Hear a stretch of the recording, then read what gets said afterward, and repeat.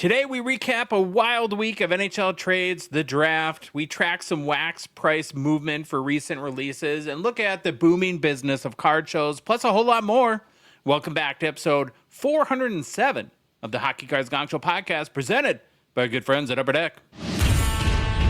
It's your friendly neighborhood hockey-loving goofballs. Welcome to the Gong Show.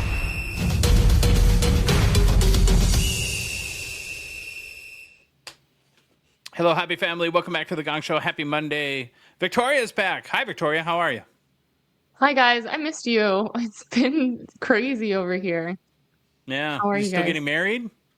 Yeah. I know you guys have been joking that I'm planning my wedding for like 5 years now. It's coming down to the wire. We're like 10 weeks out, 10, 11 weeks out. Yeah. What are you serving for dinner? At the wedding, it will be filet mignon and salmon. Whoa. That's big. Fancy wedding. Pretty bouge. Wow. Can't wait for my invite. I'm just kidding. Got lost. I can't come. Mine got lost. Well, welcome back to the show. Glad to have you back. Philip, you were at the Ottawa Card Show today. Give the hobby an update. Oh, nice. Very quick and simple. I got a message from my friend Guidezug, also known as G. It's easier for people to say. My Armenian brother from another mother messaged me last week and said, "Hey, Phil, you going to the card show on Sunday?" Thought that was kind of odd because it felt like I just went. But I guess the time has come. It's once a month. So I popped over there today and there wasn't any hockey cards. It was a Pokemon show. So I would love to get into that show.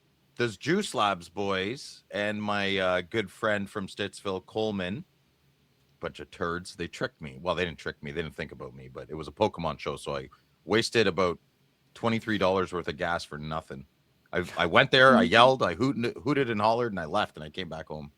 Yeah. Oh, wow. Was it popping? I got there before open, so no. Oh. Yeah, okay. Yeah. I don't wait in line. What are you talking about? There's been a lot of drama, or not drama, but some strong opinions on shows now, like especially from the sports side, is like a lot of vendors are complaining that the Pokemon side is completely taking over, and there's like, I don't know, 70-30 split TCG sports. So like for your local shows? Yeah, for our local shows. They'll Yeah. figure it out. Yeah, that's Facebook squabbling. Are they separating them? They're doing that a lot here. Well, they have a separated show here in Ottawa. So today was just Pokemon, and when I was, I guess it was 2 weeks ago. Time's kind of fleeting. There wasn't that much Pokemon at all at the hockey show, so that makes sense to me now. That really does make sense. I'd say maybe there was 3 columns of Pokemon and like 12 of hockey when I went to the show last time. I was like, oh, I guess TCG's kind of taking a back seat. But they have their own show now, so.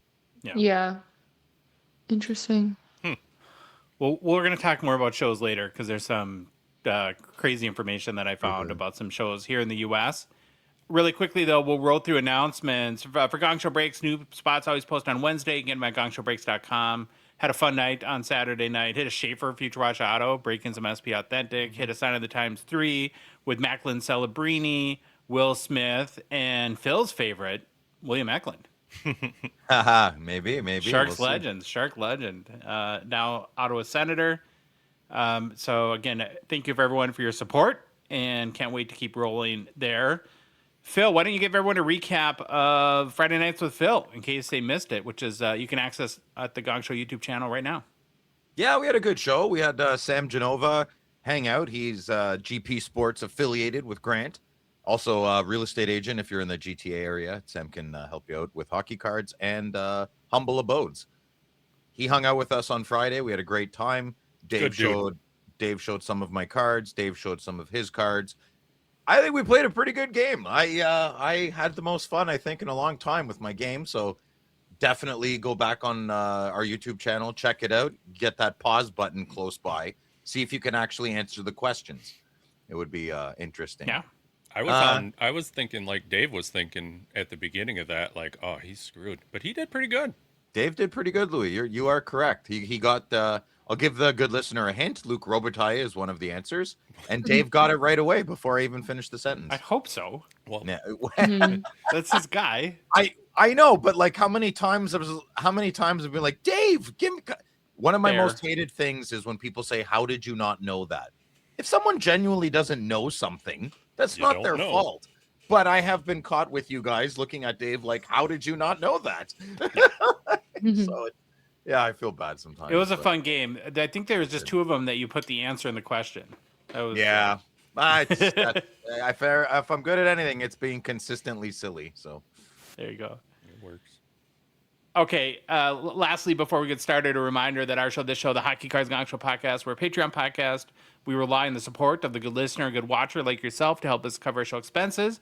Hope to produce, always, we work to produce better and more hockey card content, and then fun initiatives in a small way to continue to grow our hobby. You can support us for as little as $5 US a month. Be one of the first 999 supporters of our show. You get the Feature Watch Gonger title, access to our Discord, where we have our Discord exclusive show Behind the Bench with our guy Neil, who isn't coming to the National anymore after I, oh no. yeah, after I got all excited and shared the joy on our last episode. Then he informed me that he's going to spend time with his son in Ireland. Oh, that's nice. Traitor. Traitor. Yeah. No, of course. His son's going off to college, so good dad Aw. has to, get those moments in while you can, everybody. So, but we'll see him maybe I don't know, maybe in Saskatoon. We'll drag him over there, something like that. Ooh, If you- good idea. Also want to shout out too. We have a people in our Discord crew and followers of the show. Tori, who helps us out on the breaks, and Andrew Doghouse, and Eric Rowley. They launched a podcast today. They did. They did. So congratulations cool. to them. Big It's shout out to called- them. Godspeed, yeah. my friends. Yeah, it's called Caffeine and Cardboard, and you can check it out on YouTube and maybe podcast apps. So go check them out. If you want to support us, just go to our website, hockeycardsgongshow.com, click on the Become a Patron link at the top of the page, or go to Patreon directly, patreon.com. Search for us. We are the Hockey Cards Gong Show. There's a link in our show description, both YouTube and podcast apps, and our Instagram and TikTok profiles too. The Exalted, the Venerable, the Impressionable, and the Squishable. Baba Louie will now Squishies. shout out our new patron from our last show. I will. Tender 3737. Oh. Chicken Interesting. tender? Chicken tender. Chicken tender. Yeah, careful. Louis likes his chicken tenders. Nom, nom, nom. Yeah, he Chicken does. tender. don't Going take in. Victoria, never I'm take a Louis out fan. for ethnic food. Yeah, yeah. Why? I don't eat this crap. Who said that? Where's the subway? You have to try new things. But I do love a good chicken tender, and I know some of the best spots in the GTA for chicken tenders. if Victoria, anyone needs- they're American. I get. The more I'm getting to know the boys, the more I'm like, oh my god, it's all true. It's true.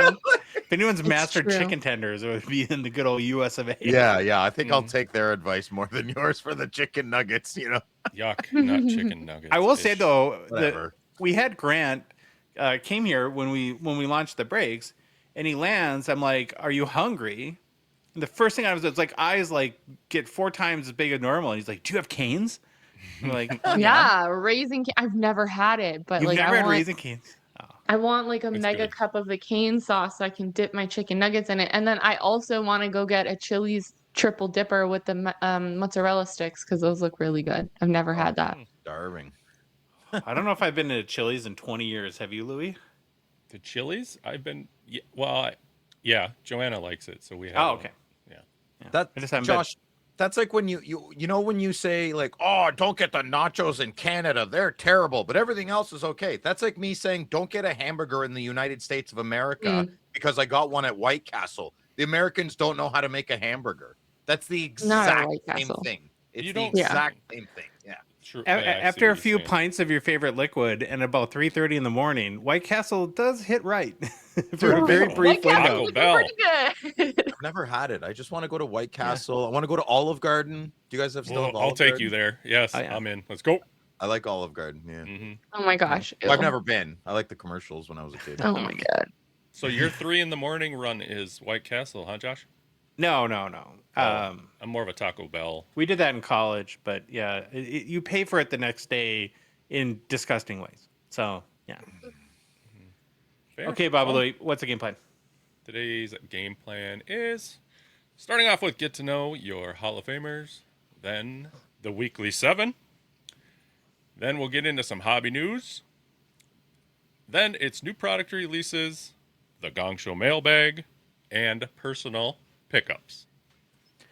Thank you, Babalu. We'll get cooking today, speaking of eating, with our Get to Know Your Hall of Famer series. It's where we're profiling every Hockey Hall of Famer, going back to the first inducted class in 1945, and have since been working our way to the present day. Currently in the class of 1979. I was 2 years old, and yes, really good looking, even back then.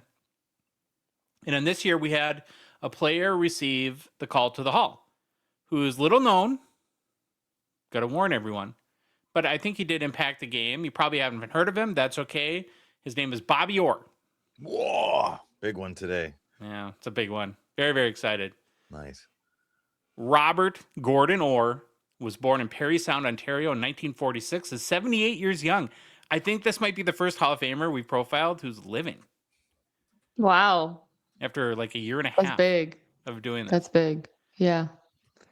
Bobby played hockey at 6 foot and 197 pounds, was a left shot defenseman, not a forward, Phil. You probably thought he was a forward, but Sometimes. yeah. In a career that lasted from 1966 until 1978, he played for two teams, the Boston Bruins, and had a legendary stint in the Chicago with the Blackhawks, as we know.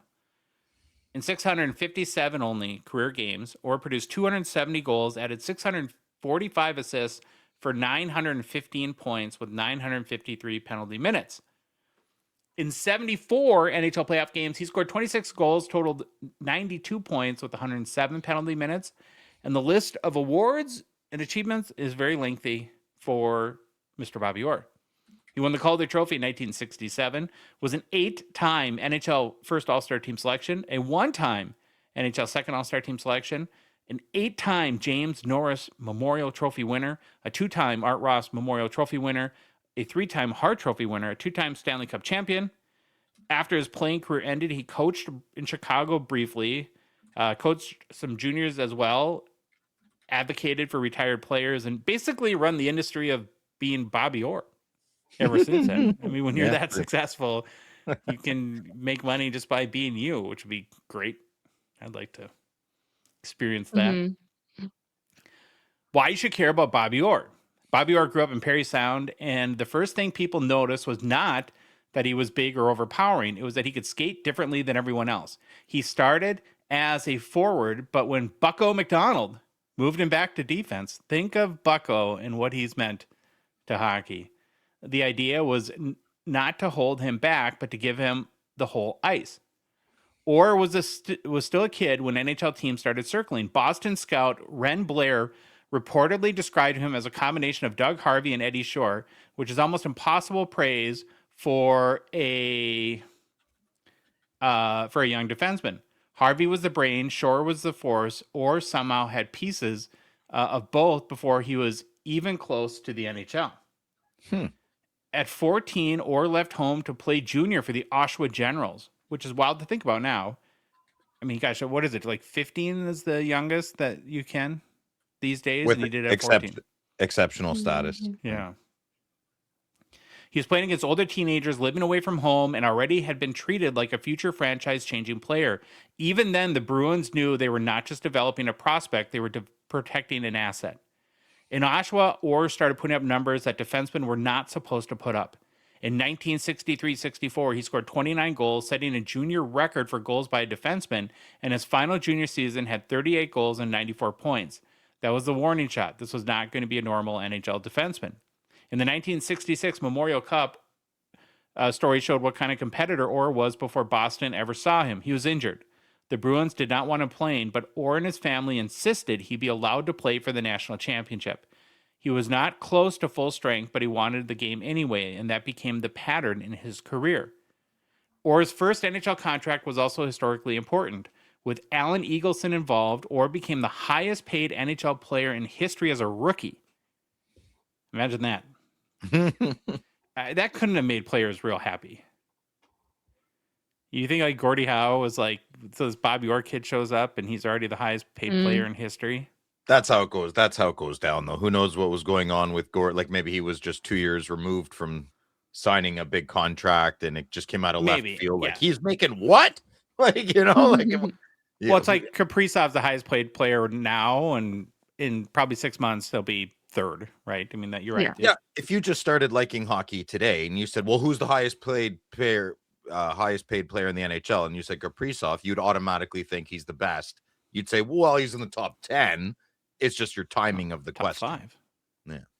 Top 5? Well, I'm biased. I'm comfortable saying top 10. Okay. So he was the highest paid player in NHL history as a rookie, and that signing actually helped usher in the player agent era in hockey. Before Orr changed the way defensemen played, he already was part in changing how stars were represented.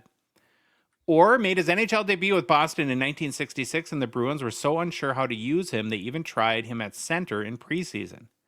Again, that tells you how unusual he was. He was listed as a defenseman, but his skill set did not fit anyone's old idea of that position. He chose number 4 after his junior number 2 was unavailable in Boston, and that number became one of the most iconic sweaters in hockey history. For collectors, of course, it matters because Orr cards are not just Bruin cards, they're number 4 cards. The number 4 carries that sort of entire mythology with it. I haven't noticed that, like, you can't anymore, but even before Gretzky's jersey was retired league-wide, nobody had the stones to... Yeah. Are there any defensemen that wear number 4? Is there that same? I can't think of. No, I don't think so. I think our eyes would not. I don't think anybody's eyes have seen it. So how could you process it? You'd catch it so fast. I mean, whoa, like the DiCaprio meme, right? Yeah. Right. Like you'd be like, no, flag on the play. What? That's an automatic penalty, is it not? Yeah, I think you would get so much crap from the minute you stepped on the ice from probably your own teammates too, as opposed to opposers or competitors. That I would think that would be a bad idea. Orr got his first NHL point in his debut game against Detroit, then scored his first NHL goal 3 days later against Montreal, a slap shot past Gump Worsley. Boston Garden gave him a standing ovation. That's a pretty good way again to announce that the franchise has found its future. Even as a rookie, Orr to prove he was not just a skating phenom, veteran players tested him physically, and he answered. He fought Montreal tough guy Ted Harris early in his first season, which helped establish he was not going to be intimidated just because he was young and gifted. His rookie season also introduced the other major theme of his career, the knee. In December 1966, Marcel Pronovost checked him into the boards, and Orr suffered his first major NHL knee injury. He missed 9 games, and the Bruins lost 6 of them. Even immediately, Boston was a different team when Orr was gone. Orr still finished his rookie season with 13 goals and 41 points, won the Calder Trophy, and was named a second-team All-Star. Harry Howell won the Norris Trophy that year, but Howell famously said he was glad he won it when he did, because Orr was going to win the trophy after that, and he was exactly right. We just profiled Harry not too long ago. In 1967-68, injuries limited Orr to 46 games, but he still won his first Norris Trophy. That's one of those details that explains the level he was operating at. He was not even healthy, and he was the league's, and still the league basically said you're the best defenseman in hockey. The Bruins also made the playoffs in 1968 for the first time in 9 years. And that's one of the simplest ways to explain Orr's impact. Before him, Boston was a struggling Original Six franchise. With him, they became relevant almost immediately. In 1968-69, Orr played through knee pain, needed ice after games, missed time, and still set a new single-season points record for defensemen with 64 points. He also scored his first NHL hat trick in a 5-point game against Chicago. Even hurt, he was redefining the job. I guess I never realized he was hurt almost from the instant his career began. I mean, imagine if he had access to the medical care today. Mm-hmm. Yeah, different situation. The Pat Quinn hit in the 1969 playoffs became part of the Orr legend. Orr was knocked unconscious during a rush against Toronto and carried off on a stretcher. The Boston crowd lost its mind because by then Orr was more than a player. He had become the emotional center of Bruins hockey. By 1969-70, everything came together. Orr became the first defenseman to win the Art Ross Trophy as the NHL scoring champion and also won the Hart, Norris, and Conn Smythe in the same season. Holy moly. That was one of the most outrageous individual seasons in hockey history because he was not just the best defenseman, he was the best player. In the 1970 Stanley Cup, well, I actually want to stop there. How many times do you think in NHL history for a season has the best player been a defenseman? Yeah. Do you think people were saying, I don't know the answer to your question, but do you think people were saying, well, like strong forwards, like, okay, put Gordie Howe as a defense. All right, fine. Mhm. Right? Like, why not Yeah. just like it's clearly he's a forward. Like what? I and that as well. I wish could have seen Gordie Howe play against Bobby Orr because Gordie Howe is a very large man, a very he didn't bend easily, right? And Bobby Orr is Yeah. out there flying all over the ice, shooing people away with his other hand, the classic protecting the puck. And how did Gordie Howe not come in and just like I don't Load know how on. that didn't happen, right? I don't know.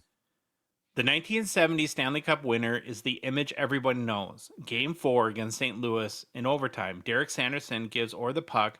Orr beats Glenn Hall, gets tripped by Noel Picard, and flies through the air after scoring the cup-winning goal. Probably the most famous hockey photograph ever taken. What makes the flying goal even better is that Orr later explained it almost casually. He said Sanderson gave him a great pass. Hall had to move across the crease, and the pads opened. And when Orr looked back and saw it go in, he jumped. The photo makes it look mythological, but the play was pure hockey intelligence. That 1970 Cup ended Boston's drought going back to 1941. Orr did not just help the Bruins win, he delivered the final goal, won playoff MVP, and turned the Bruins into one of the defining teams of the early 1970s. In 1970-71, Orr had 139 points, which is still hard to process for a defenseman. He became the first NHL player to record 100 assists in a season. The Bruins had top 4 scorers in the league that year, which is crazy. Phil Esposito, Bobby Orr, Johnny Busick, and Ken Hodge. And, I mean, again, that's how much offense flowed through Boston. Phil Esposito once explained Orr's greatness by saying that no matter how fast an opponent was, Bobby could skate faster if the play required it. That was part of people's that is a part people sometimes miss. Orr was not just joining the rush and hoping he could recover, defend, and erase danger because he was skating was that superior. Ken Dryden gave one of the best descriptions of what it felt like to face Orr. He said when Orr started moving, the Canadiens would backpedal in a panic, like people seeing a monster wave coming. Again, perfect image because Orr did not attack alone. He pulled the whole game toward the other net. In 1971-72, Orr won another Hart and Norris, led the playoffs in scoring of 24 points, and scored the Stanley Cup winning goal against the Rangers. Gave him a second Stanley Cup, a second Conn Smythe, and making him the first 2-time Conn Smythe winner. Rangers forward Vic Hadfield summed up the 72 final perfectly. We played them pretty even, but they had Bobby Orr and we didn't. That might be the cleanest explanation of Orr's greatness. In a close series, he was the difference between two teams. Orr's 1971-72 season was also absurd because he won 4 MVP-type honors in 1 year. Hart, Norris, Conn Smythe, and All-Star Game MVP. Again, points to why he belongs in the inner circle of greatest players ever. He was collecting awards that usually belong to all different types of players. In 1973-74, Orr at 122 points set a record for most points in a game by a defenseman with 7 against the Rangers. In the 1974 final against Philadelphia, he blocked an open net chance with his leg, rushed up ice, scored the game winner. Even against the Broad Street Bullies, he was still the guy Boston depended on to do everything.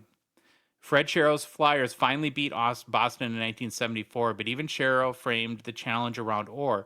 After that series, he basically said Boston had Orr, but Philadelphia had 17 good hockey players. That tells you again what opponents thought. Stopping the Bruins often started with surviving number 4. In 1974-75, Orr put his last full season and somehow made it one of his greatest. 46 goals, 89 assists for 135 points, and his second Art Ross trophy. He remains the only defenseman to ever win the NHL scoring title, and he did it twice.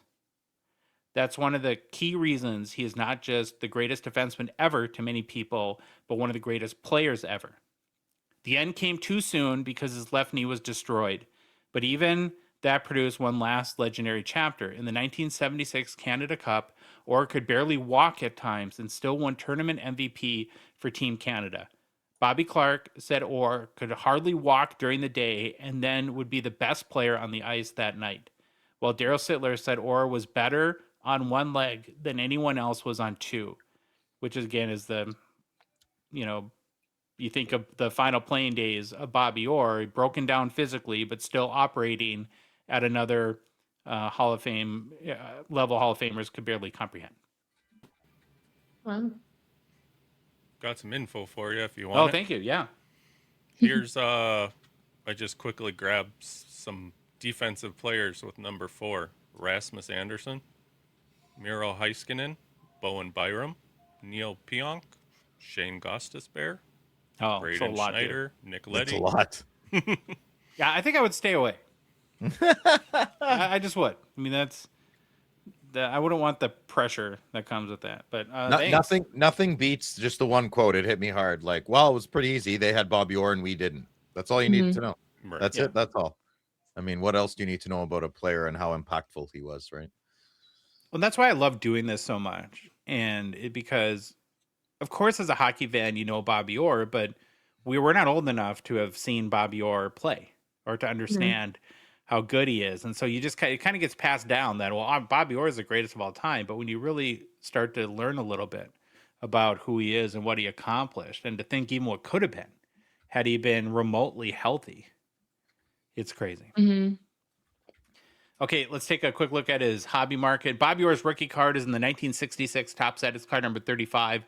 Highest selling copy is a BVG 10 Pristine, sold for only $276,000 US in February of 2021. That's it. What a steal. Yeah. Mm-hmm. As many know, there's also the USA Test variation of the Bobby Orr rookie, which is card number 35 as well. Highest selling copy is a PSA 9 that sold for not much less, $240,000 US dollars in April of 2025. And I thought too that for people that are maybe newer or unfamiliar, the difference between the 1966 top set and the USA Test set, that I would go through the differences really quickly. So hockey, of course, was already a proven product in hockey cards in Canada, but Topps wanted to gauge demand in the United States.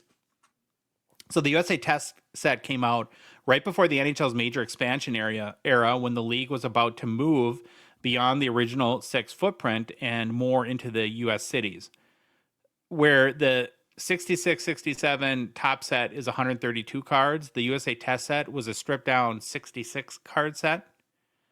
And the regular top set was the main sort of Canadian standard release, where USA Test had a much more limited test market distribution in the U.S. When you look at the differences in the cards, the regular Topps cards have the bilingual English-French backs, where the USA Test have English-only backs. And then the front is the biggest difference, where the wood grain, kind of like the old TV look, is much darker in the Topps set, where it's much lighter in the USA Test version.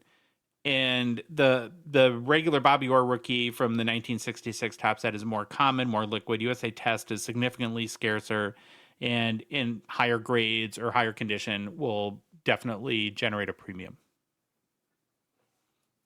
As far as like cards beyond his rookie year, I thought it'd be fun to do something a little bit different and look at maybe 3 modern cards for Bobby Orr if you're not a vintage collector.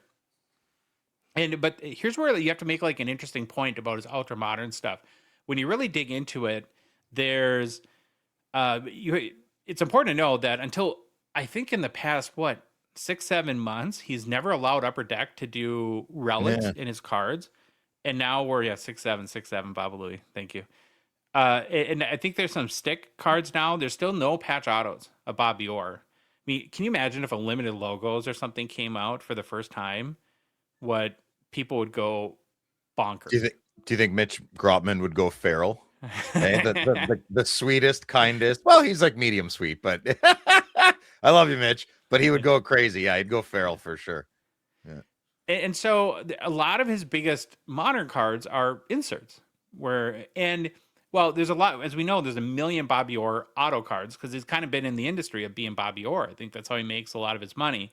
But what you'll see when you look at is that he's kind of like Mark Messier in a way, where he's like a hobby buddy when it comes to cards. Almost every big Bobby Orr card has Wayne Gretzky and Gordie Howe on it, or it's multiple player cards. There's not a it kind of dominates. Like if you're in Card Ladder, like the first 100 big sales. And so I had to search a little bit, but I found his 3 highest selling, only Bobby Orr cards that are more modern. The first one is from 2012 Fleer Retro. It's a green PMG, and the BGS 8 we're looking at on YouTube is the highest seller. It sold for $13,100 in May of 2022. Next one in the kind of the top 3 modern that I found is from the same set. Again, 2012 Fleer Retro. Essential Credentials now. This is numbered out of 4. Well, we're never getting one. Yeah, really tough one. This sucks. Ugh. I would love this card. It's not funny, Victoria. This is super serious.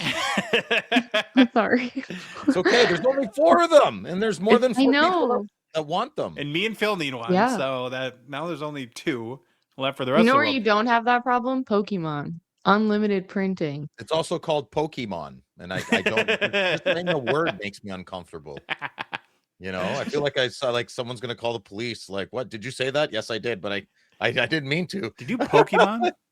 I don't know. It sounds weird. I don't know. Yeah. Pokemon. So this Essential Credentials sold for $5,880 US in August of 2023. Then I did find one lone Bobby Orr auto that was sort of at the top of the sales, and it's from 2020-21 the Cup.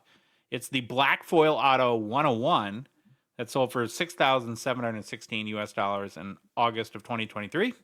So the other 2 were ego buys, but I get them. They're legitimate, solid ego buys. This, I had to buy an $600 Dion Cup 101 as well. My ego bought that. It's ugly card, So I have a question for you on this one in particular, because you bought a lot of Bobby Orr. We know he signs a ton, which is awesome, right? Because it's not just about anyone can afford a Bobby Orr auto if you really want one. It's a lefty, though. Some of them are hideous. Most of them are hideous. Yeah. But does this card, given they're so common, would you pay $6,700 for this card? What? I thought I just finished saying this card was hideous. I wouldn't pay. I would not pay. I would pay $1,000 for this at a card show only because it's Bobby Orr, and I would want to show everybody and brag about it. It's not a pretty card. It's a flat cup card. Some years the cup cards go well. I guess 2021, I don't remember that well. 18-19 and 19-20 are my favorite cup cards, and I think 23-24 are my favorites in the last 10 years. But okay. I would not. Someone who bought this outbids another Bobby Orr. If this was a Brady Tkachuk 2 years ago, yeah, I would pay the $6,000 to beat the other Brady Tkachuk collectors. Yeah. So hobby status purchase. Hobby status. Thank you, Josh. Cut me off 30 seconds ago. Yes, hobby status. Well, that, kids, is your Hockey Hall of Famer, Bobby Orr. That was a big one, Joshy Poo. Thank Good you. job, man. Yeah. I didn't know anything about him really. Just like the lore of, I guess, That's all you who need to he know. is. So That's all. thank you. He's magical. Now I can drop some facts Legendary. on He's not even people. dead yet. I know. It's crazy. I know. But he's a legend. He's a living legend. Living legend, Bobby Orr. Well, we had another huge week in the world of hockey. The draft, of course, a number of big trades, and lots of headlines that will surely impact the hobby this season. So we're going to recap some of the top stories. We call it the Weekly 7. Let's skate on over to the NHL. I just do that to make Phil laugh. No, I love it. I'm aware how much it You're means. so to you. uncomfortable. It's amazing. No. You got me wrong on that, man. I'm not Oh. uncomfortable at all. Okay. It's funny how much I know how much pure joy and how simple of a thing it is. It's that. I'm not simple uncomfortable at person. all. Yeah. Well, the very top of the 2026 NHL draft went about as expected, with Canadian icon and treasure, the Beebs, having the great honor of announcing Gavin McKenna as the Maple Leafs' first overall selection. You must have been a little choked up, Phil. 2 of your favorite people. Mm-hmm.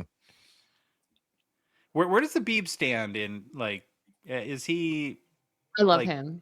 Like truly, I love his music. I think he's such a good artist. I wouldn't I ask think him he for his gets a lot of advice hate. on anything. He's a great entertainer. He's a great performer. I don't think he should be thought of as anything else. Good for him. But you guys can have him. We're good. You think so? Wow, he's an export. Yeah. Aren't you worried, though, that and God bless him, he seems to have struggled with a lot of demons. on Mhm. likely the substance side of that situation. He has? I And don't know. yeah, Yeah. I don't know. he looks about 20 years older than he actually is at this I point. thought the same when I saw him on the draft. I felt really bad because he looked so aged.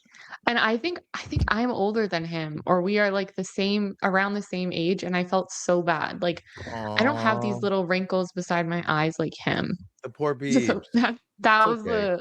the Beebs will be okay. You just hope he can stay on the good side of that, yeah. and so wish him There's well. There's being responsible and not being responsible. So Yeah. What was the third time in the history of the NHL draft that the Toronto Maple Leafs had the first overall pick? Do you guys know who the other two are? no. Yeah, I can read it from the notes if you'd like. Did you know Yeah. this, Phil? It's Wendell Clark in 1985 and Austin Matthews in 2016. Did you know that? I knew it was Matthews. I didn't want to Yeah. say his name. I did not know Wendell Clark. Yeah. Did you know Matthews scored 4 goals in his first game? They Against lost Ottawa. the game. They lost the hockey game. It's a team sport. It's not an individual sport. So last season at Penn State University, McKenna produced 15 goals, had 51 points in 35 games played, was a -7. Leafs GM John Chayka, I'll never be able to say his name, had this to say about the 18-year-old. Gavin is an exceptional young man with tremendous talent and character. Throughout this process, we had the opportunity to get to know him and his family. Each interaction strengthened our belief in him as both a player and a person. We're thrilled to welcome him to the Toronto Maple Leafs. After the draft, the 18-year-old McKenna posted this to his Instagram. We're at that now. You don't even go through the media. You are the media at this point when you're Gavin McKenna. He said, I've dreamed of this moment for a long time, but to hear my name called from the draft stage was better than any of my dreams. To everyone who helped me along the way, thank you. To everyone back home in the Yukon, it's a blessing to be part of this amazing community, and I can't thank all of you enough for your incredible support. To my family, I wouldn't be here without you. Every sacrifice made to get me here today does not go unnoticed. And to the Maple Leafs, thank you for making my dreams come true. So that's a very nice statement there. Very nice. Very nice. The assumption is that McKenna will make the team out of camp, but of course it's not a given. I think it would be majorly disappointing if he didn't. And I think what a lot of people are excited about in both Toronto land and potentially in the hobby is the possibility of McKenna pairing up with AM34. And I've seen people mention it could happen right away at the start of the season on a line. And regardless of, it seems like this is the perfect storm for the hobby. You have a hyped prospect. I mean, not maybe to the level of Connor Bedard, but I don't know if we'll ever see that again. But McKenna's hyped nonetheless. You have an iconic, of course, original 6 team. And if he performs, it should be another exciting year of releases ahead. So I don't know. I don't know. We'll see. I'm Yeah. very curious to see what's going to happen with this whole Toronto experiment. I feel like there's Yeah. just like so much hype that gets put onto one player, obviously, like every year, and then they never like live up to their full hype that everyone's been like putting pressure on around him and stuff like that. So I don't know. And at some point too, and I hope it's not McKenna, because I think for Toronto to have a really good player in like putting your hobby hat on, like that is important and will make next year a lot of fun in many ways and spendier, I'm assuming, in other ways. But we haven't had a bust in a long time, and at some point we're due, right? Like it's gonna happen. Well, I mean, I'm a Sens fan. I feel like we've had Tyler Boucher as a bit of a bust. But I know what you mean, like a top three.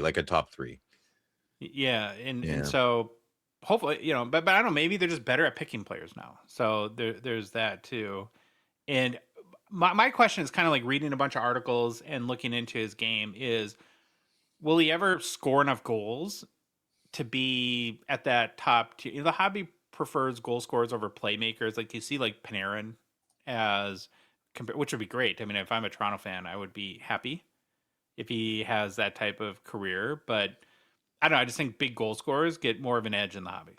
Mm-hmm. For sure. It's not a goalie anymore. Doesn't happen. Yeah. I'd love to see a nice goalie be lights out, but I don't Me think too. I don't think it's going to happen anytime soon. Unless even if a goalie takes a team to the playoff land and wins the cup, there's such a divisive, oh my God, they won the cup because of that goalie. Yeah.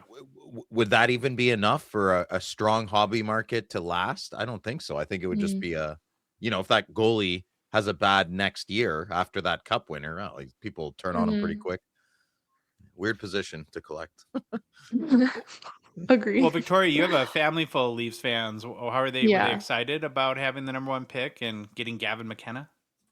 Yeah, my dad like texted me right away. He's like, start buying his cards. And I was like, no, that Oh my ship has God. sailed 100 like a long time ago. He's like, Well, yeah, the cards try haven't your come luck. out yet. He doesn't have cards out yet. Do not He's buy like, any of his current cards. right, I know. And I tried to explain that to him, and he's like, well, you never know. They could go up. And I was like, no, historically, like anything like pre-draft doesn't perform well. No. And then my dad's like, okay, well, start buying some boxes when his cards come out. And he's like, maybe you can try your luck and pull something. And I was like, oh my God, I don't think you understand like how the hobby like fully works. Like to me, buying wax is like the biggest waste of money. I'd rather just buy the card if I like it. But I was actually going to ask you guys, like, is it even worth putting some investment money into his cards, or do you just wait to see how he performs? Like, do you think that his stuff will be super pumped when it does come out? The flip game will be strong out of the gate. So here's like the basic potential. Now again, this is the big assumption is he makes the team out of camp, right? So if he doesn't, all this gets delayed. But he's the number 1 overall pick. I think that's the expectation.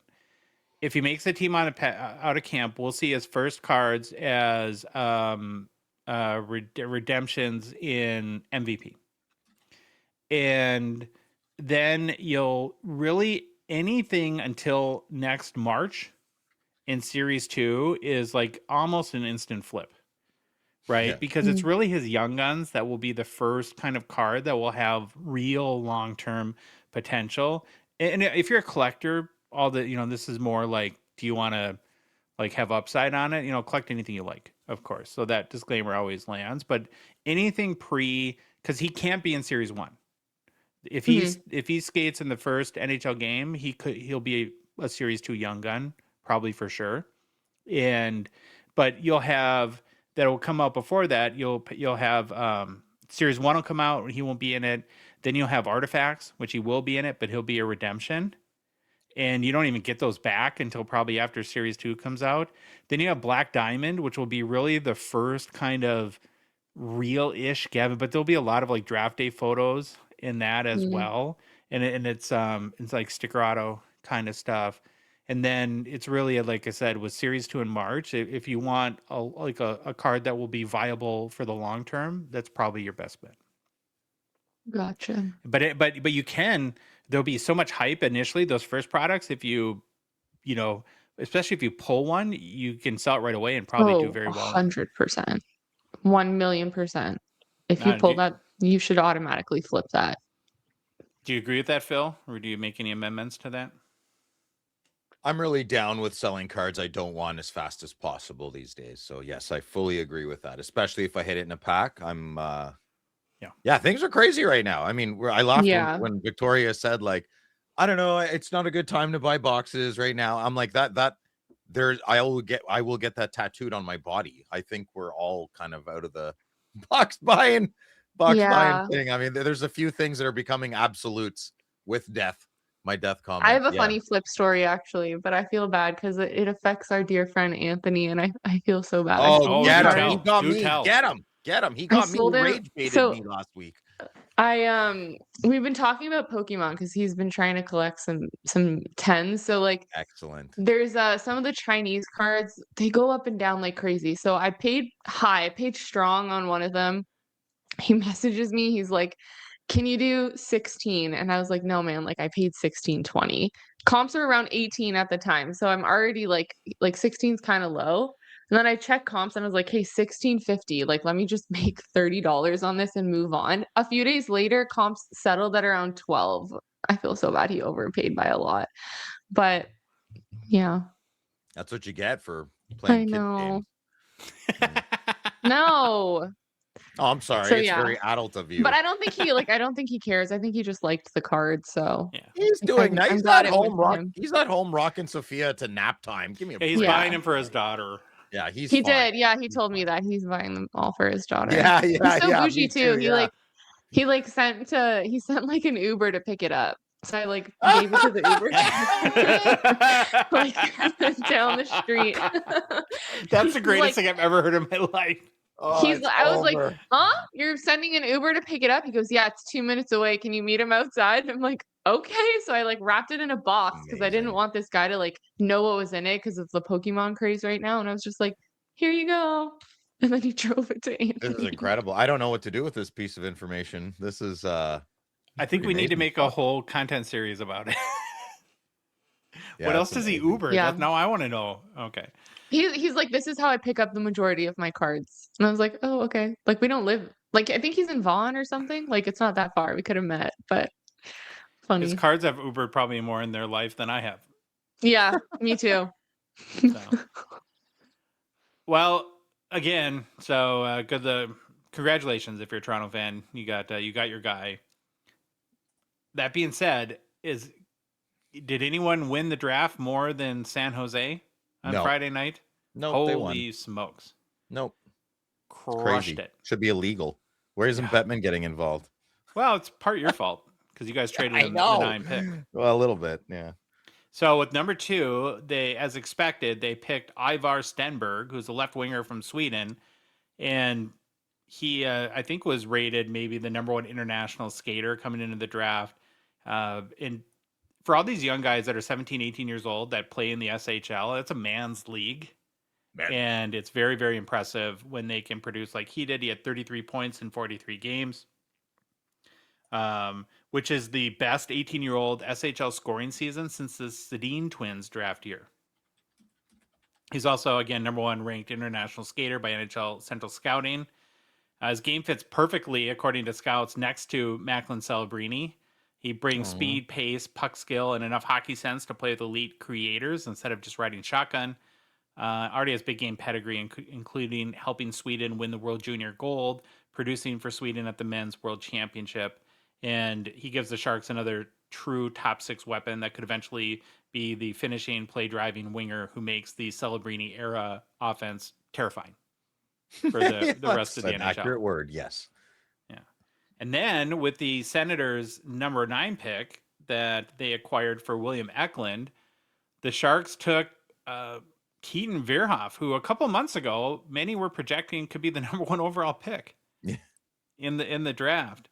Obviously, he slid a little bit, and he's a big defenseman, big right shot defenseman, 6 foot, 3 or 4, 200 pounds, offense and physical tools. One of the youngest players in men's college hockey, and still posted 20 points in 36 games at UND.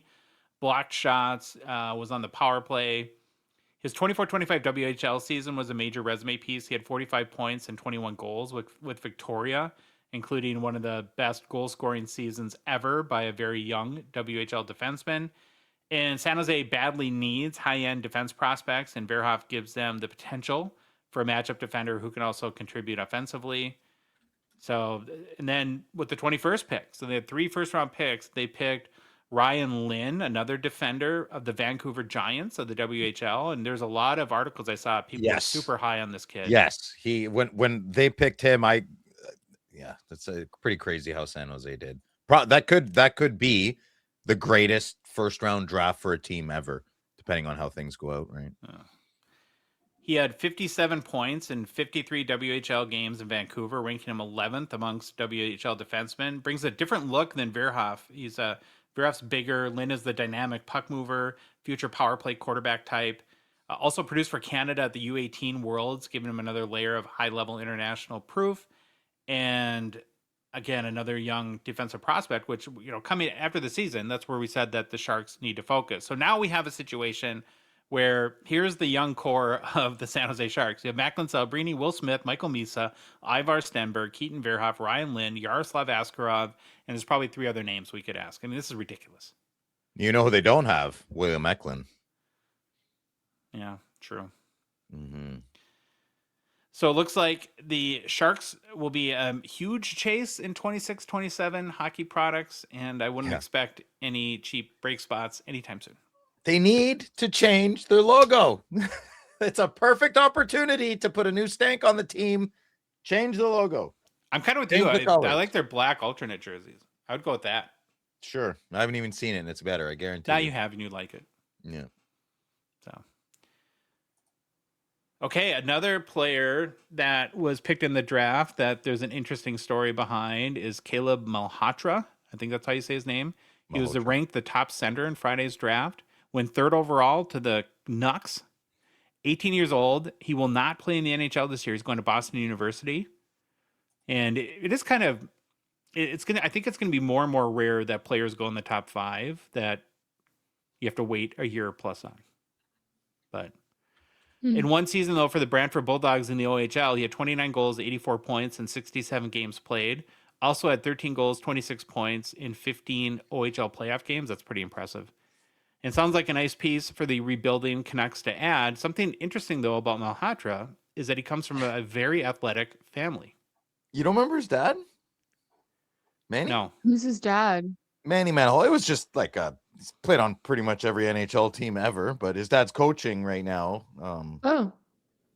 Yeah. Well, yeah, there's his dad, but then there's his mom's side of the family. So his uncle Martin was a professional soccer player. His mom was a soccer star at the University of Victoria. But his other uncle, Steve, was a pretty good athlete too. Not Steve Malhotra, but Steve Nash, NBA Hall of Famer and one of Canada's best basketball players ever, is his uncle. Oh, that's on his mom's side? I thought that was his dad's side. Yeah, it's pretty cool. He was at the draft, eh? Yeah. That's sick. So there's something in the genetics in that family for sure. I guess if your dad's an NHLer and your mom was a soccer star and your uncle Steve Nash, you'll probably be a pretty good athlete. Strong calf muscles. They pivot well. What if they're like, oh, Caleb, do you play sports? No, I play chess. Well, I'd be happy with Hey, that. there's nothing wrong with that. I know. Okay. Well, we'll see how long he lasts at BU. And he's a guy, again, just because he's not starting in the NHL, he could play the Boston University season and then make his debut in spring and be a 27-28 Series 1 Young Guns at the earliest. Now we're going to get into some trade talk. And I think this next story is the dumbest move I've seen in a long, long time in the NHL. I have no idea what Chicago's doing. On Tuesday, the Blackhawks took a pretty big swing by trading the number 4 overall pick in Friday's draft, plus a second rounder and Louis Crevier to the Buffalo Sabres for Bowen Byron and Wild legend Jordan Greenway. And I don't get it. It's obviously an incredibly steep price to pay for Byram and Greenway. The 25-year-old Byram, he is coming off a career year in 81 games played, had 11 goals, 42 points, was a plus 15. He's also going to want a big contract too, I guess. So Chicago's going to have to pony up for that. But wouldn't you think with the 4th overall pick that you might maybe, I don't know, get some help for Connor Bedard? Is that crazy talk at this point? Josh, don't be crazy talk here. It's honestly feeling ridiculous to me. And I haven't felt bad for Bedard until now. It's like, what are they doing? You have to have some level of help on your team. And if you look at Bedsy's short career in Chicago, his teams have ranked 32nd, 26th, and 30th in goals. And along the way, Bedard's represented a third of Chicago's total offense. And they've obviously haven't put nearly enough support around their potential franchise center. And it was kind of funny too. I was looking at the Athletic, and they gave the Sabres an A grade, and then Chicago a D minus. Ouch. Yeah. I don't know. Am I overreacting? This is. No, I mean, I think maybe they want more out of Frank Nazar this year, right? He's coming up. I mean, I always get this confused. Not Ryan Leonard, Ryan Donato. I think they maybe thought he was going to do a lot better last year. I mean, he's a center, for goodness sake. So who else they have? Donato's been around the block a long time, though, Phil. I mean, I think he is what he is. Frondell. He's not gonna do it all for you, right? What, Tyler He'll have a full year. I don't know. They're not doing much. I'd be nervous if I was Connor's camp, maybe a little bit. Great goalie. Great goalie, but there's a huge defense run after Malhotra was taken 3rd by Vancouver. So I think there was the next 4 picks were defensemen, but there's the Vigo kid from Sweden that the Jets got. I would have just gotten some sort of winger or traded for a winger. Better yet. People usually call it Malhotra. That's how they Malhotra. usually say Okay, I'm sorry. Malhotra. Yeah. Thanks. You're welcome. You couldn't have waited. You couldn't have said that like the first I time. I tried to. I did, but something happened. I don't know. Yeah. Oh, okay. Malhotra.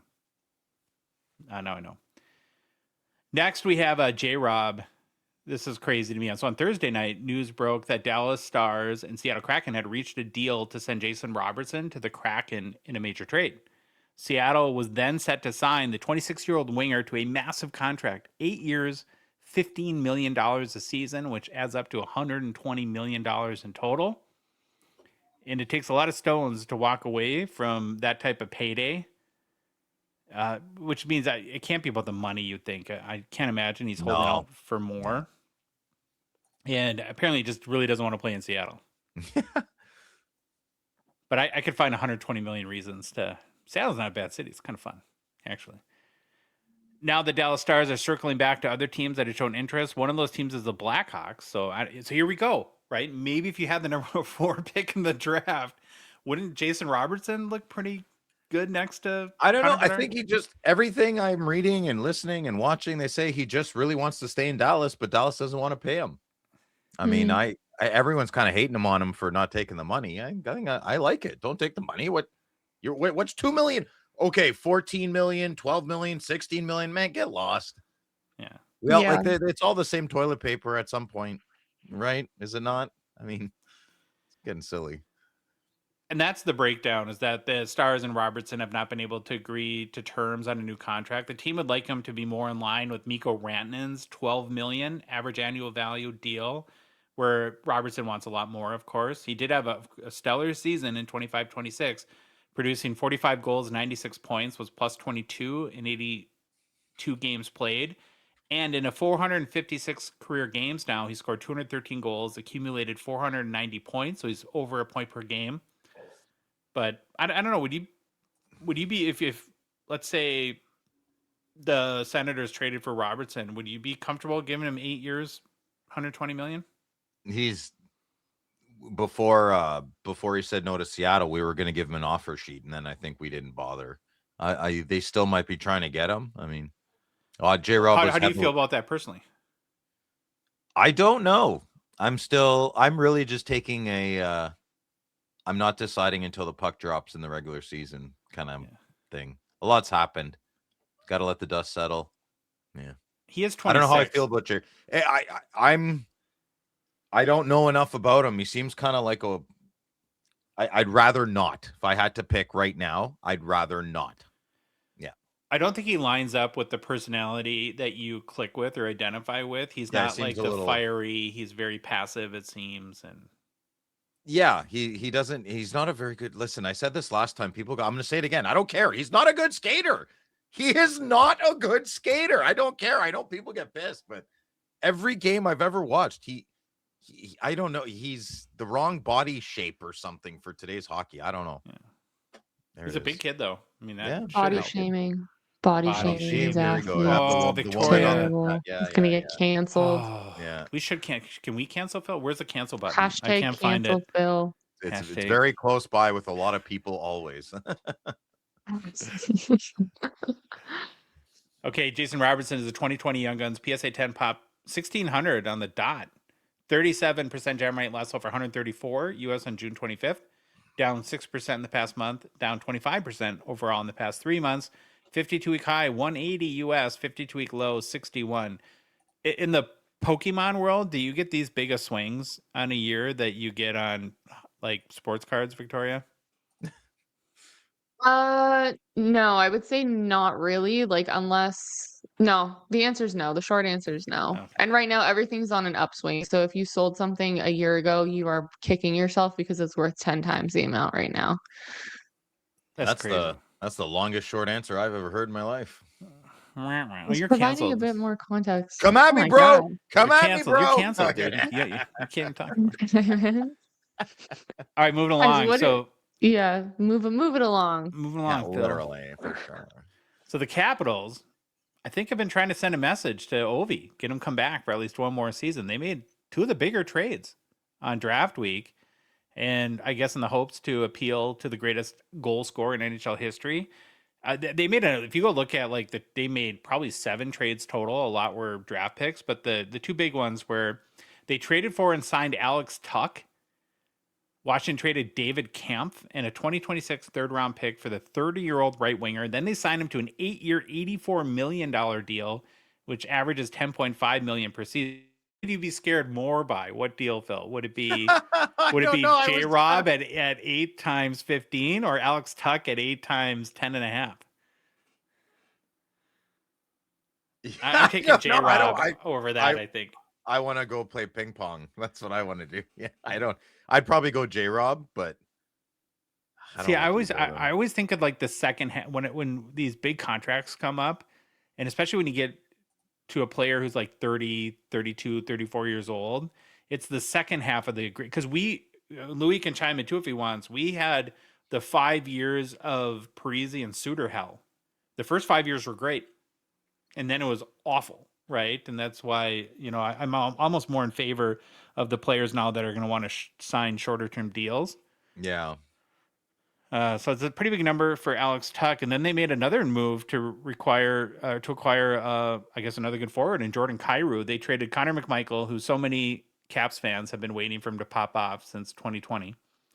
Milton Gastrin and their 2026 first round pick for the 28-year-old Kyrou. So, again, some big moves. Okay, wait. So I think we talked about this the other night, but when I said I think the Wild want to get Quinnesota for 5, he's probably looking for 3. You wouldn't want your boy Quinnesota for 5, 6, 7 years. I like 5, but I don't know if I like 8. I don't think nothing more than 5 is good. I think for the game of hockey. Yeah, so I see it. Yeah, 3 would be too short in my opinion, but it's a good question. So. Okay, going back to Ovi, he is apparently due to notify the team soon about his plans for next year. I think he said in July. When asked for an update on Ovechkin, who Spencer Carberry didn't have an answer, but did quote that Ovechkin is very impressed with the team's aggressiveness to open the offseason. I spoke to him this morning. He was very impressed with the moves and very happy for the organization. The 40-year-old Ovechkin, who led the Capitals with 32 goals and 64 points, while appearing in all 82 games last season, also hinted on Breakdown Day that he was pretty sure he hadn't played his last game in the NHL yet, and that it's a priority for him if he chooses to return to Washington, that the Capitals are a legitimate contender for the Stanley Cup. So are these moves and others, Phil, in your mind, do you think enough or Victoria chime in too, to entice Ovechkin to come back for one more year? Nah, I think Ovi's gonna take off. Or he's gonna do what he wants. Yeah, I don't. I think he's playing. I think he's gonna play, but I don't know if he'll finish the season or. Yeah. Come on. There's a big asterisk there, but I don't know. He just doesn't really show any signs of stopping. Well, Tuck and Kyrou are not enough. That's great. We'll see. Listen, he's probably at the point in his life if it's at the All-Star break and they're playing 5 games above 500, sure, he'll stick around. Mm-hmm. I was just thinking about it from an athlete psychology standpoint.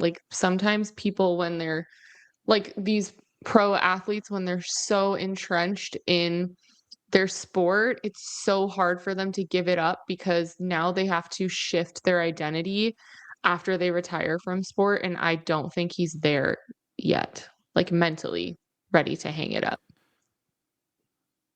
Yeah, to be a professional athlete is one of the most selfish professions, right? Because the whole world 100%. revolves around you. It's I need to nap, I need to train, I need to eat, and then it's a huge adjustment for athletes. I think I was talking on one of our other shows a week ago. A guy that I used to work with, his best friend was a Major League Baseball player, and they're gone. They play 162 games a year. They play 82 games or 81 games on the road or whatever. Yeah. And when they retire, their divorce rate is astronomical because their whole family operates under them never being there and never being engaged in the family. And now they're just there. They have nothing to do. They don't know what to do with themselves. And it doesn't work in a lot of cases. Yeah, I mean, like, relationship, like, cheating and stuff is really high in the MLB too, just given how much they travel and how long the season is. Football is also up there in terms of divorce rates just because of, CTE and how repeated blows to the head kind of change your personality over time too. So you're Yeah. just Or you, you're not yep. married to the person you thought you were married to after their NFL career. Well, listen, not to generalize too much, but Josh started the conversation a bit. If you're a professional athlete, it's a selfish thing to do. What do selfish, narcissistic people generally do? What they want, right? Well, Mhm. I Yeah. love a lot of women are beautiful to me. If I can do what I want when I want, I'm going to do that. So I Mhm. probably shouldn't get married. Comes with the territory more often than not, I would think. Yeah, I just don't think most of them are self-aware enough to acknowledge that. Like, "Oh, Maybe not. maybe I shouldn't do that. Maybe I shouldn't Yeah. have, like, you know." Yeah. Okay, got one more in the weekly 7. There's been already so many big players that have either moved or are in the process of moving this offseason. And which is kind of awesome in a way because the last few off seasons in general have been pretty boring, I think. And it's not just movement; we have drama, spicy drama, and Phil knows all about that. But players are asserting themselves, trying to take control of their destiny, asking out of situations they no longer want to be in, requesting trades, and who knows? Maybe there is something to this whole Team USA group chat vibes thing happening too. But now we have not just Connor Hellebuck, but the potential of Zach Werenski moving the newly minted Norris Trophy winner wants out. Yes. It's kind of funny. Crazy time. So he's indicated to the Blackhawks or Blue Jackets, sorry, that he's very unlikely to extend his contract when it expires in 2 years. Does that sound familiar, Phil? A little bit. Yeah. Little tiny bit. A little bit. And with his stock probably now at its peak, it's having just won the Norris. It's put the Blue Jackets at a point where they're considering, well, should we just move him now? Right? We're not going to probably won't get more from a year from now.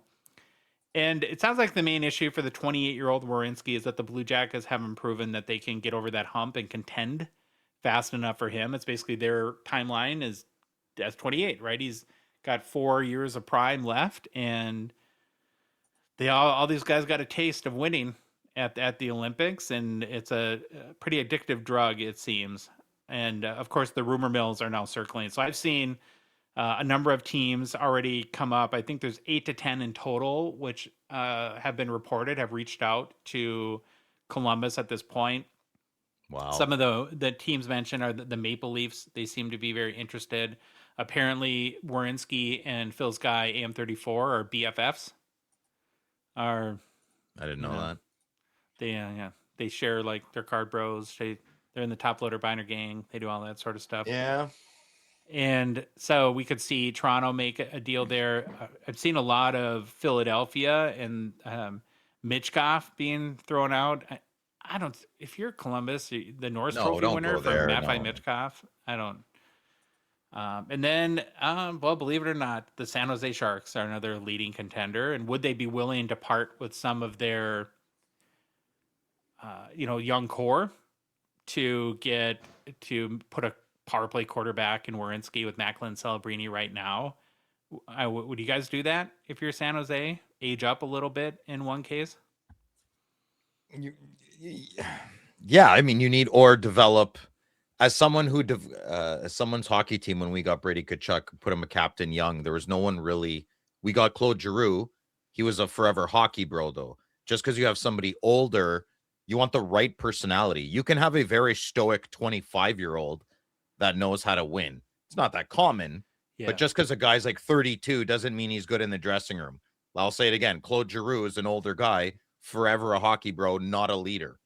Not a leader, Mm. right? Maybe someone who's like, do this in the mornings. This will help you be a better professional. I don't think that's his style, though. He's more like, leave me alone, kid. You want someone that likes to teach these young lads. Well, I think that's a great point. I would also maybe add on to that there's not just sort of the maturity like in the locker room, but is your game matured and ready to win? And I think what good we point. learned in the case of San Jose and with Macklin in particular is that even though is he 19 yet? 19 or 20, he's ready to win right now. Like there's no sort of like, let's add veteran talent when in 3 years from now when Celebrini is ready to lead the team. He's pretty much ready now. And so, and it's like, are you going to be in the situation where it's Macklin in a win now mode and you're waiting for these 7 other young prospects to develop behind him, or do you try to accelerate that a little bit? So I think it would just depend what they have to give up in order to get him. But yeah, crazy. And then we have Hellebuck too, who Gonzo to Buffalo. Love it. is that for real or is that a joke? Didn't he go to? I thought he was traded to Buffalo. I thought that was a. Is that a joke? Was that a joke? I don't know. Yeah, it was a joke. Our buddy Jay, Top Shelf Cookie Sniper, was posting these ridiculous trade things. Oh, that wasn't real? No. Ah. He was traded for like Jeff Wilson, I think. Oh, I didn't look at the other side. I don't know, dude. It's Sunday. It's Sunday. I don't know. I don't really care about Winnipeg, so my division's just ridiculous altogether. All right, Zach Werenski is a 2016-17 Young Guns PSA 10 pop 311, 59% gem rate, last sold for $197 US on June 25th, up 12% in the past 3 months, up 46% in the past 6 months. 52-week high is 215 US, 52-week low is 67. That's the weekly 7 for this week. Slab Sharks, the Gongshow partner sponsor, thankful for their support of our show. Current Slab Sharks weekly eBay auctions live ends Thursday night. 6,700 cards. Sports cards, not Pokemon's a whole different thing. Available to bid on. Sports cards ends on Thursdays. Pokemon ends on Saturday night, I believe. Is that becoming a thing for for Pokemon collectors? Like, is it getting known like it is in sports cards? Like Slab Sharks, you mean? Yeah. I point people to Slab Sharks all the time when I'm like at shows and stuff, especially if there's things that I haven't I pass on or people are saying they're getting lowballed. I'm like, take it to Slab Sharks. You'll get more payout than any vendor at this show. And you have eyes on it for a week and most of the cards go for right at market. So I really don't think there's a downside to it. Yeah, and there's 1,450 something Pokemon cards right now on Slab Sharks. Holy crap. That's a resounding yes. There's a lot. That's a lot.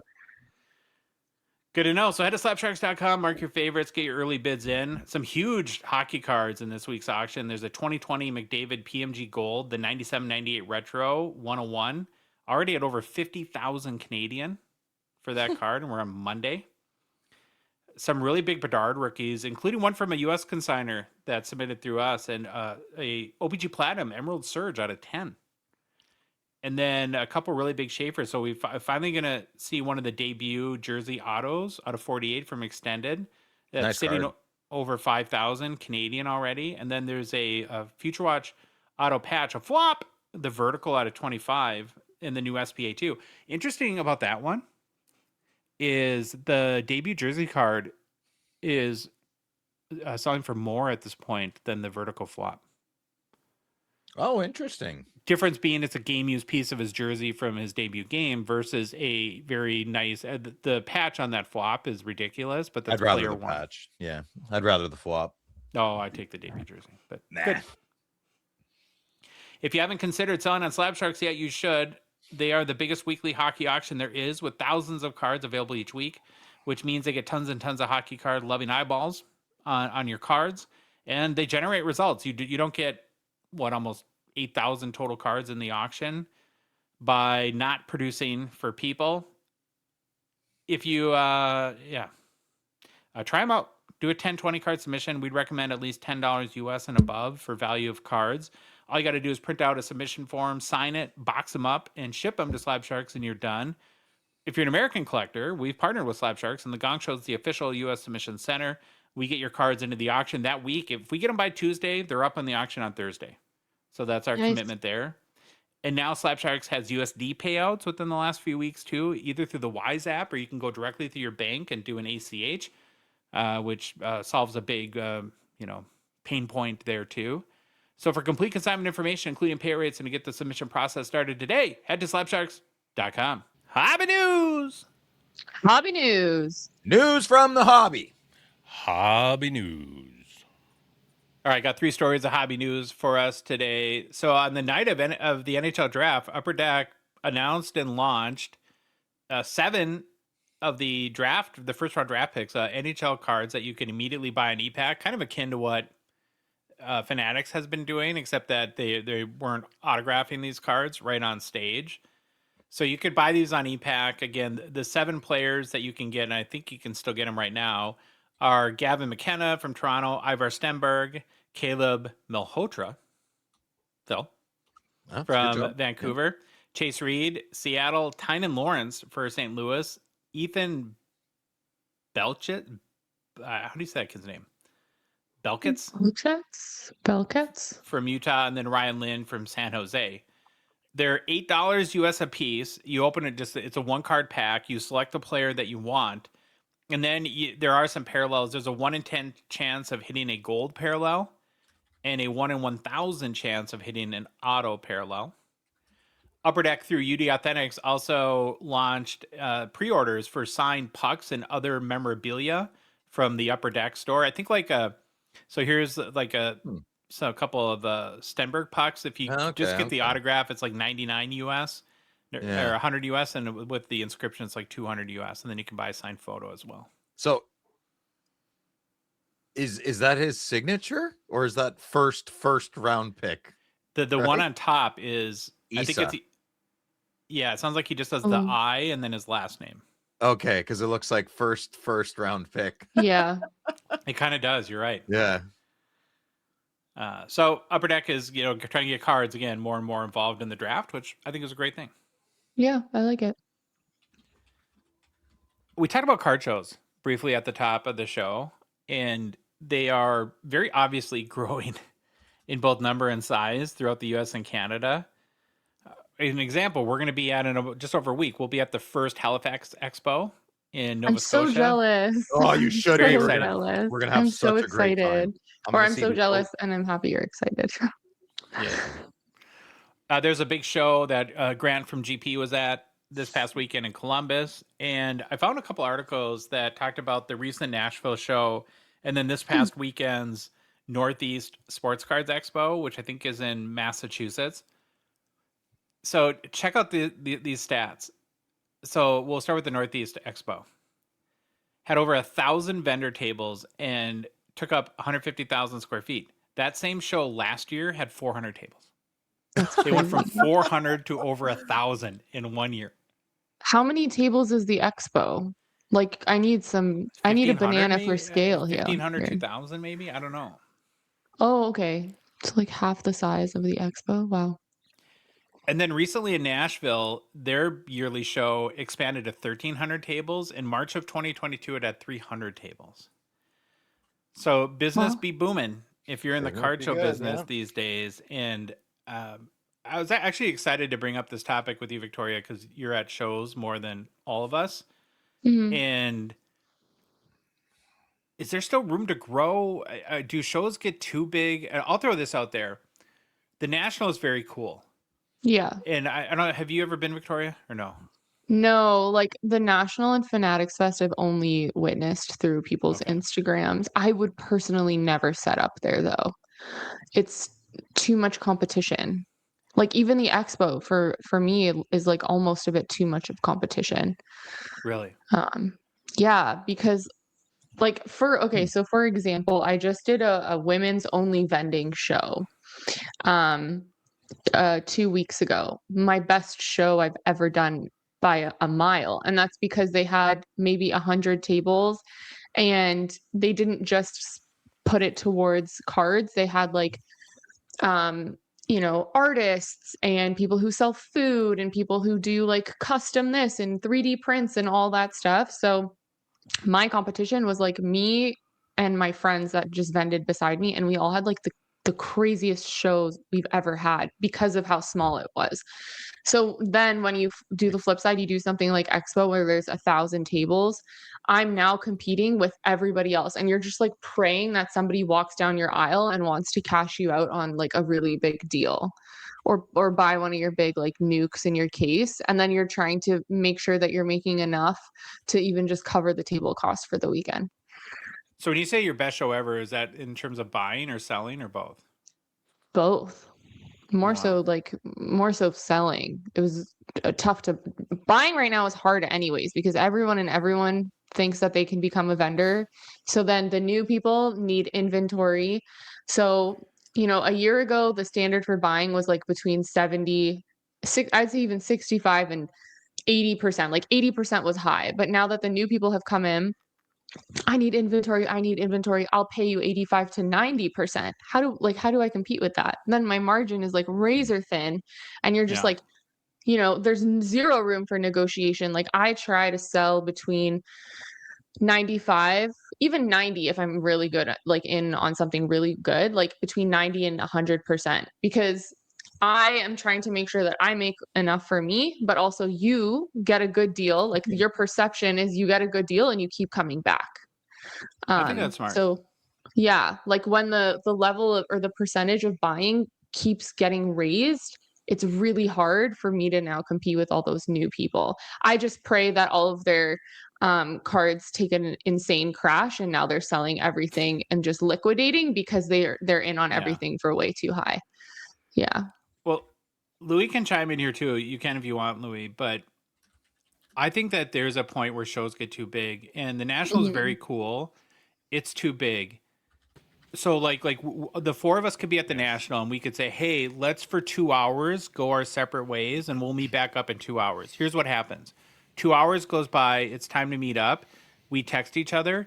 It now takes an hour to find each other. You can't find people. Yeah, I know. Even it's when you're terrible. actively trying to, like, you can be on the phone with them for 45 minutes saying, well, where are you? Where are you? I can't.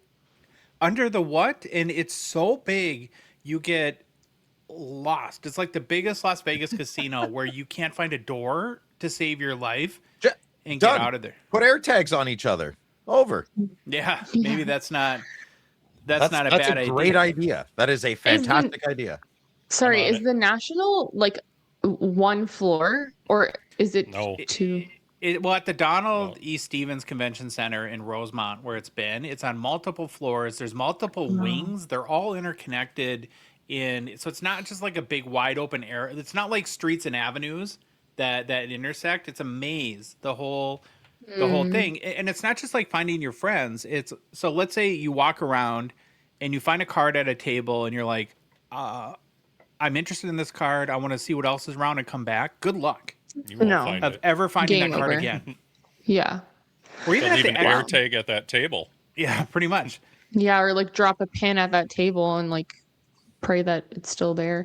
I had another question about the National, or yeah, I guess because you guys have been to those big card shows. I've heard that vendors will price their cards like 110 to 120% market because of how expensive the tables are.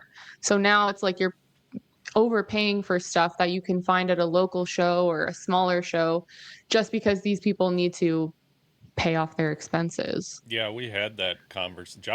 I think Josh is the one that got a lecture from one of the guys there about prices or something. And I got to make up for the table price and this and that. And yeah, I had my 1956 Topps Jackie Robinson PSA 7, and the guy like literally lectured me like my dad why to accept it, that anything over 50% comps that's a strong deal because, and then they go, the first rule in sales is never make it about yourself.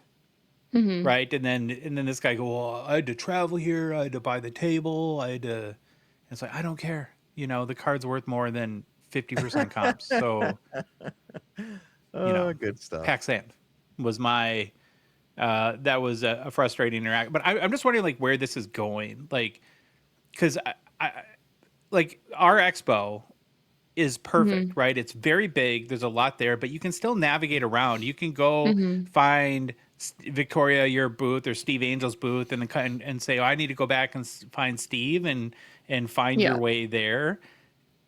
I don't know what happens if that doubles in size. And then there's, well, what do they do as a business? Do they add, is there now 6 expos in Toronto a year? Well, then that seems we've talked about that before, where then it kind of loses its luster.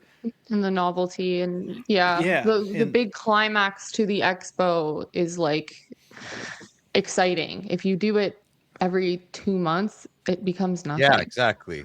Like even if you compare the expo in April to the mini expo in February, remember Phil? You were there. You Yeah. met my mom and stuff. Like Yeah. that one was so mid. Like I had to actively like wheel and deal to try to make that weekend worth it for me. And I don't know what it was. I don't know if it's because people knew that the real expo was coming up just a couple months later and they wanted to save all their money. I have no idea. It was normally I try to say small and mighty. I felt like it was a few too many. Like it didn't scratch an itch I had. I didn't have that itch and it didn't get scratched. Mm-hmm. Well, and again, I wonder, it's like, if there's a point that shows can grow where they just don't make sense, even like small local shows, if there's 2 a week, are you just seeing the same cards regurgitated over and over and over again? But there's going to be the temptation as the hobby continues to grow that if you're in the card show business, I mean, how do you make more money? Well, you add more tables or you do more shows, right? Yeah. We're having that or there's like been concerns right now because there could be like 5 shows on the same day and they're all within an hour of each other, like an hour radius, and every single show is good.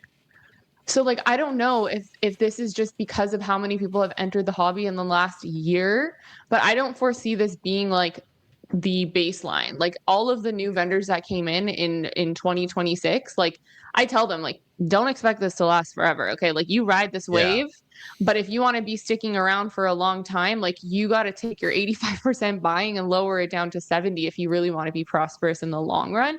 And it just takes a lot of market awareness.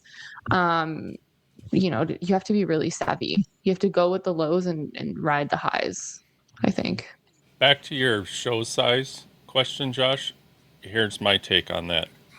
Any local shows or shows that happen 3, 4, 5, 10 times a year, those ones I think you need to, if you can't get around the whole thing, say it opens at 9, if you can't see it all by noon, for those local ones, I would say I think they're too big. Too big. Mm-hmm. But take the National, the Expo, Van City, those are more like destination shows. Mm-hmm.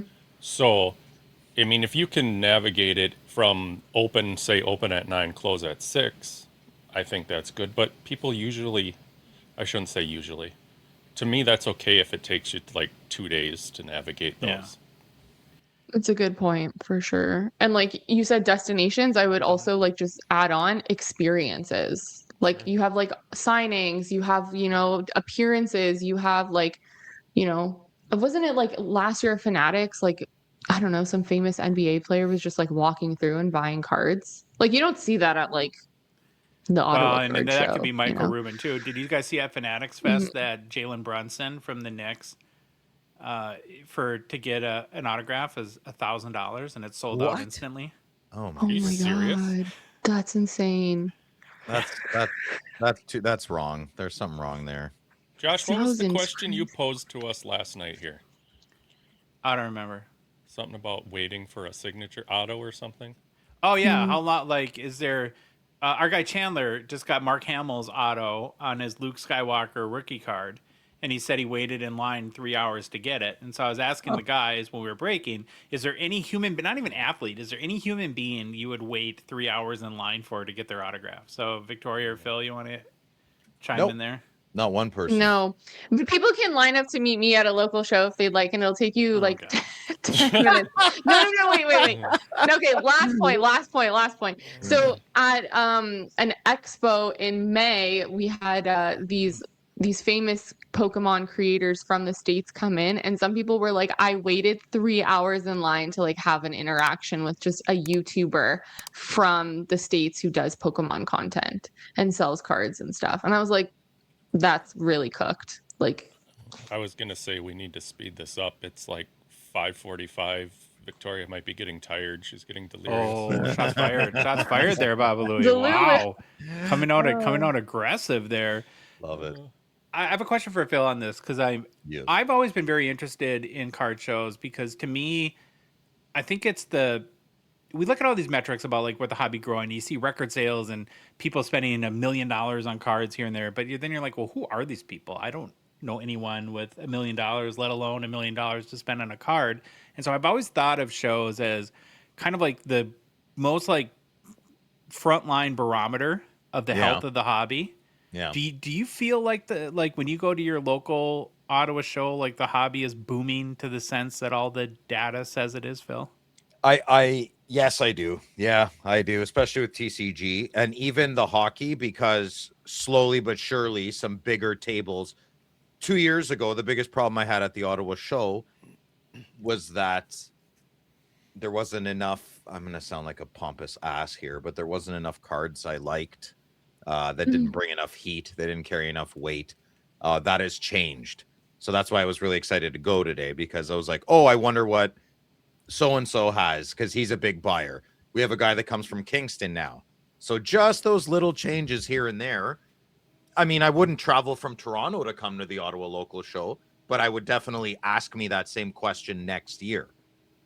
So does that make sense? It does make a lot of sense. Yeah, I think that's a good point. So even them attracting 3 to 4 bigger vendors can change a lot of the dynamic of the show, because now they're bringing inventory from other parts of the country in there, and it's not the same old regurgitation that you typically see. And I think even it makes me think, because I think, Louis, both of us have gotten totally out of the routine of going to Minnesota card shows. There traditionally was never hockey. You would drive an hour to see like an Owen Power Young Guns, and it'd be like, sure.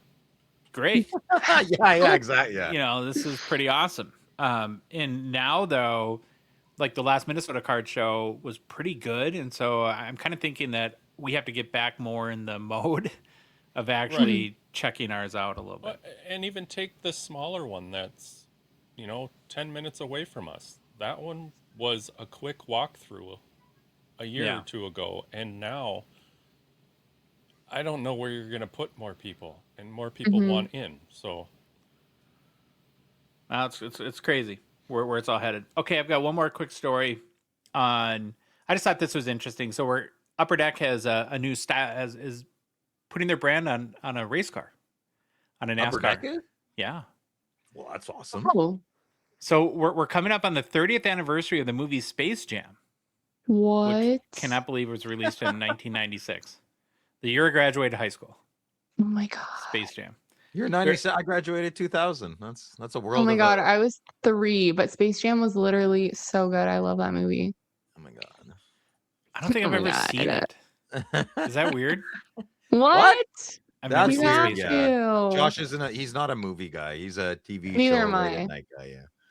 But yeah. So to celebrate the 30th anniversary, Upper Deck has collaborated with Michael Jordan's 2311 NASCAR racing team and driver Bubba Wallace to host a number of events, and they're wrapping Wallace's car in Upper Deck and Space Jam theme branding.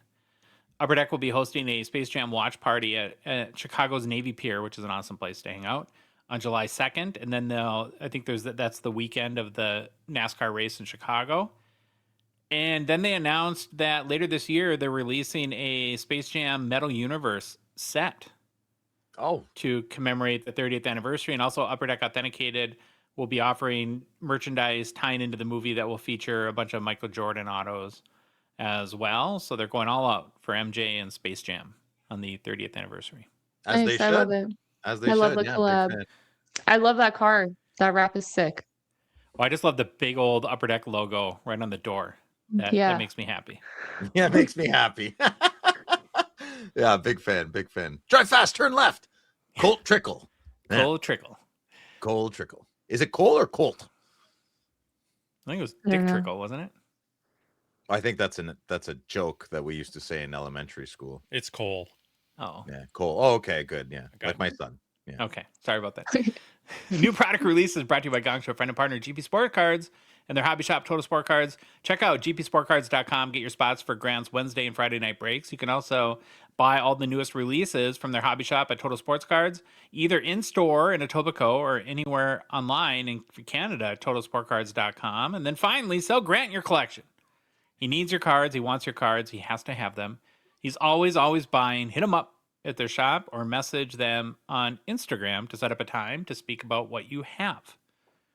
They were so busy on Saturday, by the way, because we went to the suit store right beside. Paul had to get his suit fitting for the wedding, and we didn't have time to step in because I had another deal lined up back in Mississauga. But like, oh my God. And his store is small. There was like so many people in there when I just walked by to peek in. I was like, oh my God. So yeah, business is It's popping. booming for sure. Yeah. Bobbing. There we go. We have not done a hockey wax price check-in in a while, and I thought it was a good time to do so. So I picked 5 recent releases, then 2 more significant ones from the past couple years to see where they're at and where they're at in relation to what they came up like on release day, what the price was. Are they going up? Are they going down? So for each, I have the current price to compare to the price of release, and we'll see where these specific boxes are trending. So I'm going to start with the Bedsy release. 23-24 Series 2 will hit as much as 400 USD as the Bedsy hype was in full swing. Now you can get it on e-Pack for 172 US dollars. This is where I get hate for because it's on sale right now. I didn't want to say anything while you were talking. I'm like, you're walking a fine line there, Madigan. Walking a fine line. Anthony's going to be mad at me because he's probably crushing Series 2. Speaking of him. Good stuff. Physical boxes are about 225. But so we're down about 57% now from peak. And I think this is what happens when hype fades, right?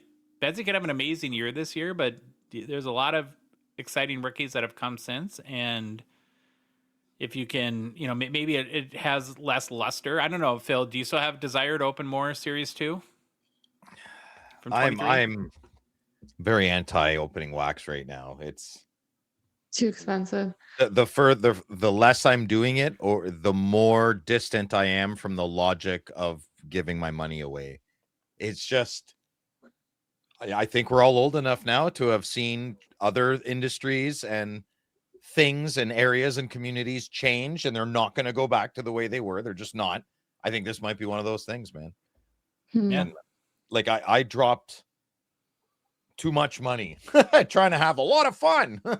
It's not for me anymore. I really don't think so, man. Not even flagship. It's just, and every day that I don't buy a box of cards, it seems to be easier not to buy another box of cards. So. It's like quitting smoking. You just Oh, I liked cigarettes. I'm not gonna. I don't have a good. I'm also not a good guy. I miss it. I love it, but it's not good for you, so I don't do it. yeah. Do you have a different analogy, maybe? I don't know. It's like quitting any addiction, right? Like when you said, every day that passes that I don't buy is like Oh, it yeah, gets okay, easier. It's like, hey, yeah. every day that I don't smoke a cig, like the next day is a little bit Yeah. easier, Yeah, So that's what I meant. I see. Your I point, almost yeah. think with the price of where boxes are at, in my mind, and this is an if you can swing it thing, it makes more sense to buy a case than a box. An individual box is way too risky. Yeah, you're not getting a financial deal. Like, it's not like, oh, buy 11 boxes, get the 12th one free. Like, you might save $10. No, You're not but you have a better chance The of hits. getting a bigger Yeah. card to Yeah. where you Right. can get smoked on any one box, and that's not and I think like what coincided with your just as your friend and observing you open a lot of boxes on the show, you had a pretty bad run of luck Yeah, over the last year too, and that doesn't help. Yeah. true. So the Bedsy Young Guns flagship release is down 57% from the peak. The next one I thought, well, let's look at Celebrini then. Where's that at? So current pricing is $390 US for hobby box at Dave and Adams. In Canada, it's about $550 CAD. That's a Wow. crazy $500 box. They make of it flag- easy. Like, that's like, okay, cool, sounds good. See ya. Like, it's not like maybe I should, maybe I shouldn't. It's left the building, man. Yeah. So So this- I have a question Yeah. before we move on. So why is the 24-25 up 56%, but 23-24 is down? Like, is that because people have pulled the big cards that are to be pulled, and that's why the box? No, like, what is The I don't Bedard Young understand. Guns 101 has never surfaced. So we don't know if it's been pulled.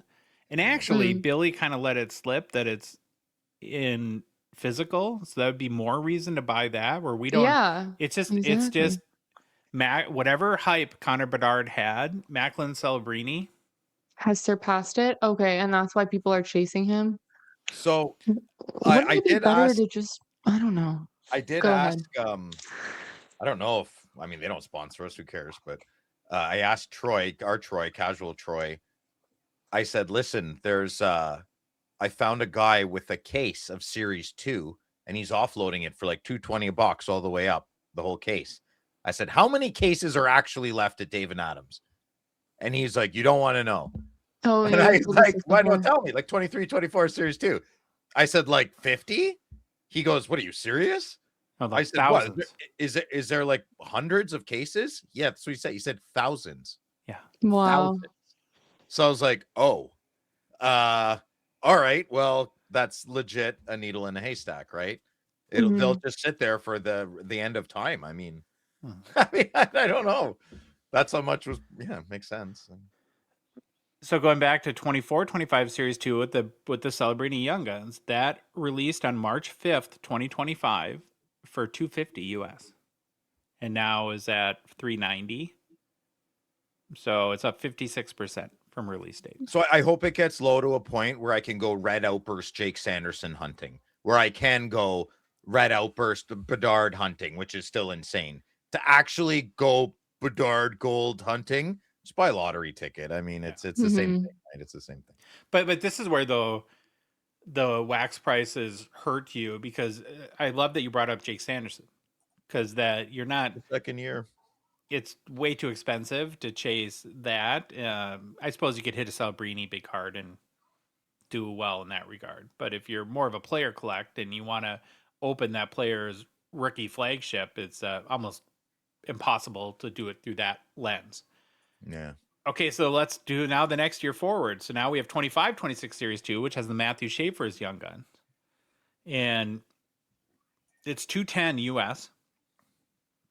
Right now, Grant has it for $260 Canadian, which is $183 US equivalent. So still a little bit better deal in Canada. The product released at $130 US and 150 Canadian. It's up 61% from release date. Wow. Wow. Wowie zowie. Yeah. So is it better to just buy these on release day? Pre-order. Like, obviously, right? No. Pre-order. Like the first Pre-order. pre-orders. Okay. But then you're taking a gamble of, will there be a hot rookie in there? But that's where you Right. get, because it got, Phil will remember this. When you go back to 2023-24 Series 2 with the Bedard Young Guns, the pre-orders started at like $90 or $100. And then you had hobby shops that were canceling pre-orders because then they were up to $400. Oh my God, I know people who've done that. I am. Victoria. Oh, I hate those people. No, Yeah. like there's one specific like online seller that did that with a certain set, and like everybody like blackballed them for a very long time. It was a disgusting Horribly behavior. damaging your reputation to do that. Mhm. That's not. Then I have three. The next I have three of the most recent releases, just because I'm curious to see where they're trending. So let's look at extended series that hasn't even been on a month. 2025 extended series, currently about 200 US at Dave and Adams. At release was 250. So this is down 20% already in the first 3 weeks. Product released on June 3rd. Grant has it at Total Sport Cards for about, I think it's like 190 CAD, which is terrible. I mean, it's just like nothing. I mean, it's these products. Also, in the past 2 months, the gulf between Canada and US pricing has gotten massive. And don't really understand that. That's 134 US equivalent. So it's like basically a third. It's way more expensive in the US. Like off top of your head, who are the big ones in that, right? Well, it's Seneca and the debut jerseys. There you go. Seneca and the debut jerseys. There's some more. There's the Four Nations. Acetates. Acetate. I think it's a great product.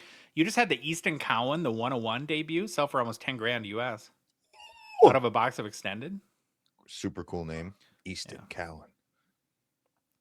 Okay, two more. 25-26 Platinum. Currently $375 USD at Dave and Adams here in the US. And Canada is running $450 Canadian. Woo! Which is like $317 USD equivalent. Product was released on May 20th. So now we're just about over like a month and a week ago. And the price was $350 USD on release date. So it's up about 7% since release. I'm going to have to pick up more shifts at the mill. This is crazy. Yeah, that is very wild on that one. And then the last one is metal. So currently $200 US at Dave & Adams, $260 CAD in Canada, which is 183 US equivalent. Product was released April 22nd, and this one's flat, so it's still at release price. But yeah, my takeaway in all this is that when hype is there, the chases are strong. So Schaefer, Demidov, Seneca chases are very strong. We'll see what happens as prices, to these as more premier products come out, because now we're going to have Stature and this new Tableau and Ultimate start to come out.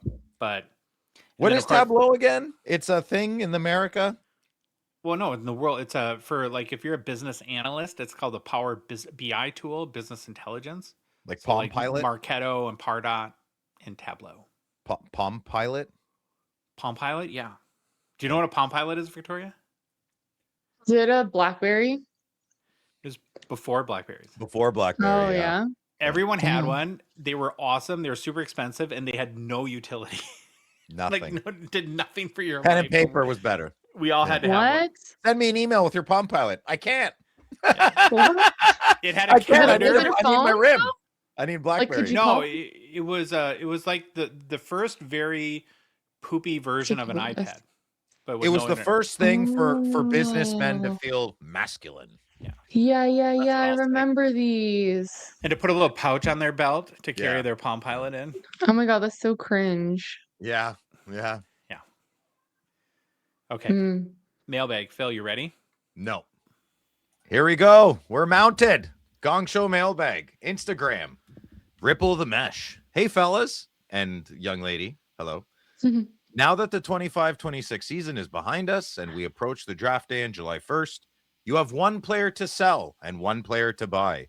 Who's your pick before the 26-27 season begins? Keep up the hobby greatness. I don't understand the question. Well, he's just saying if you had this summer, who's a good player to buy and sell? Like who? Oh, hockey cards. I'm in armchair. Well, I'm in armchair general manager mode. The draft just finished. Oh.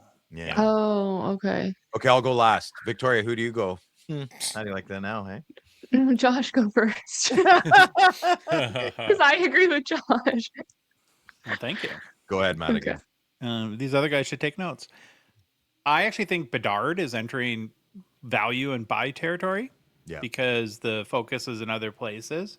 And honestly, the guy to sell is Celebrini because he's at the Apex. We're at Apex Brini and sell high.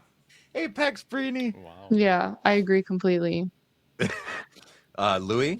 Well, now that this makes sense, I would sell. I'm agreeing with Josh on the Celebrini part. I honestly don't know who I would pick to be a big buyer of right now, though.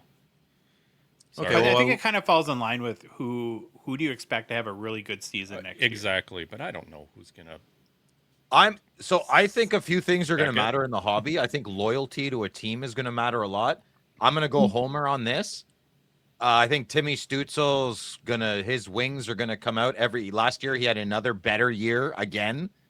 And there's something about these mid to late 20-year-old men that something clicks. Usually it's defensemen, but I don't know. Just trust me on it, man. If you see good Stutzel cards out there and you like them and they have relevance in the hobby, if you go buy a Black Diamond sticker auto Jewels of the Draft, I mean, I can't help you there, okay? But so Stutzel, I'm going to go Homer on that. Yeah, sell Celebrini all day long. I'm nervous in general with a lot of these prices. All our cards, every card I have, every hockey card I've bought in the last 4 months, I believe, is overpriced, 100%. And I'm accepting that. That's okay. One of my rules of thumb for buying is look where no one's looking. And just based on Josh's breakdown about Series 2, Bedard hunting is cheaper, quote unquote. It's still expensive than Celebrini, but that's a huge green light for me if I'm someone who's looking to buy and park my money somewhere and hoping that things go up, like, yeah, that's a no-brainer. Agreed. But All if right, you look to like where all of us have been buying, in our own way to our own sensibilities, we've been buying the Lemieux, the Gretzkys, the Jean Beliveaus, the Marcel Dion's, the The Guy old Lafleur's, faithfuls. because the Crosby's, Ovechkins, because they're just cheaper. And you go back to your loyalty thing, Phil. I think it's at this point, Crosby's Pittsburgh and Ovechkin's Washington, and you don't have to worry about, and that's all it'll ever be, and their legacies are intact.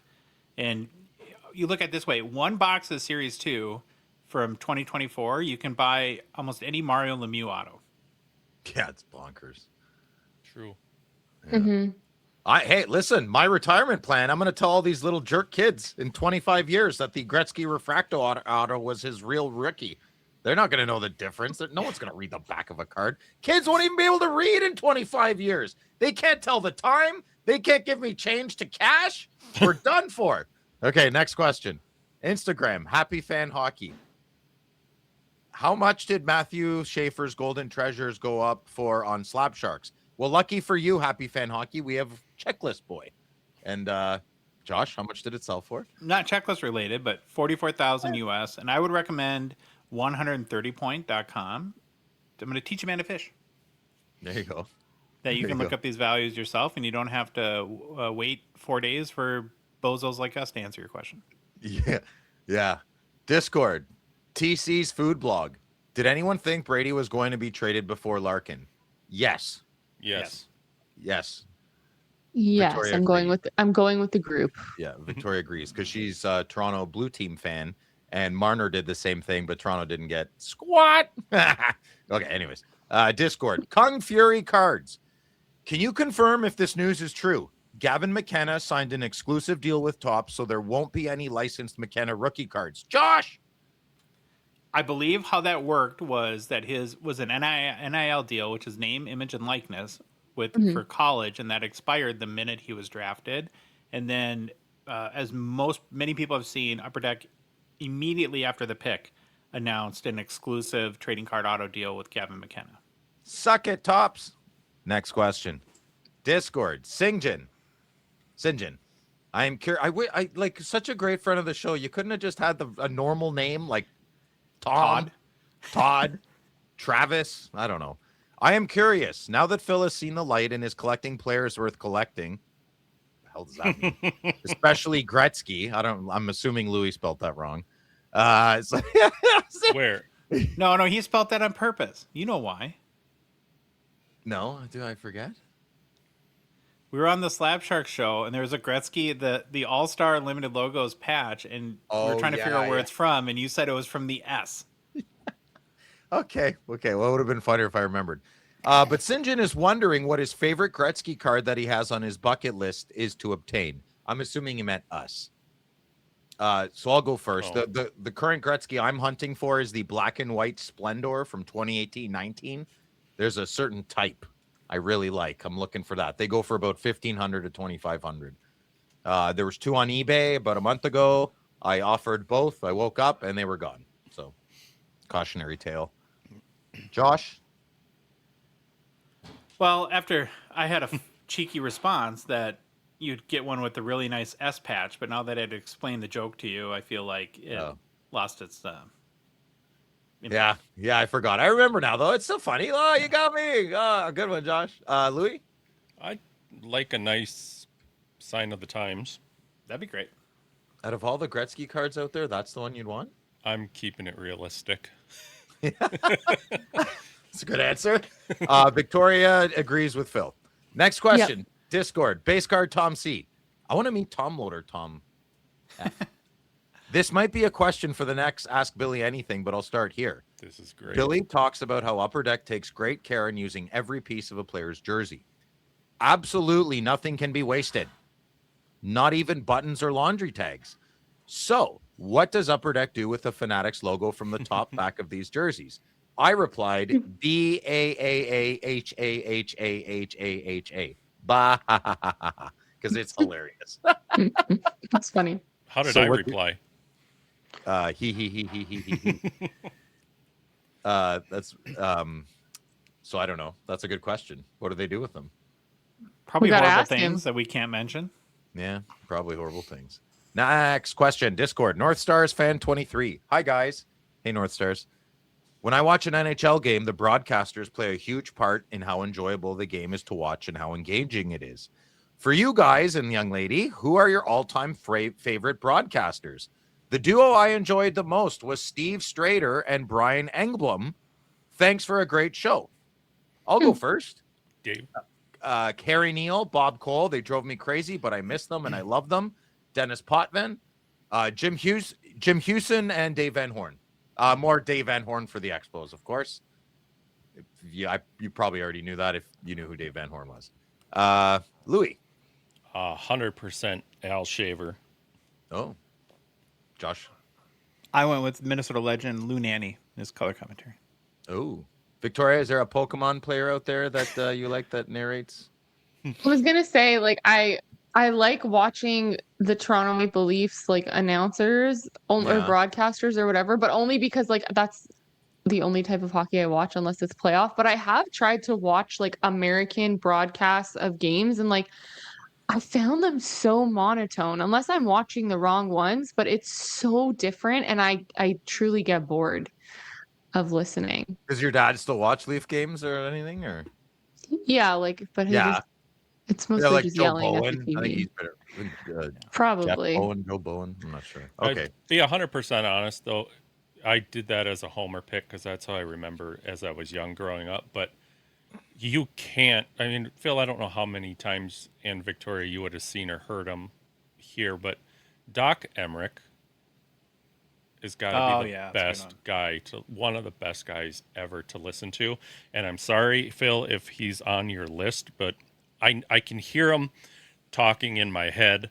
I know he does hockey. He did Hockey Night in Canada, but he was also the same voice on all your NHL games on Jim Houston. Yeah, that's Jim Houston. That's him. Yeah. Him and Doc Emmerich are just, man, you could watch the game even if you hated it. Oh, that's a good way of saying it. All right, good. Do you think that broadcasters or the NHL that they've kind of moved away from having these iconic announcers, that they've more homogenized it, where it's just it's newscaster interchangeable sort of safe. people. Everything's safe, and I brother. don't like that though.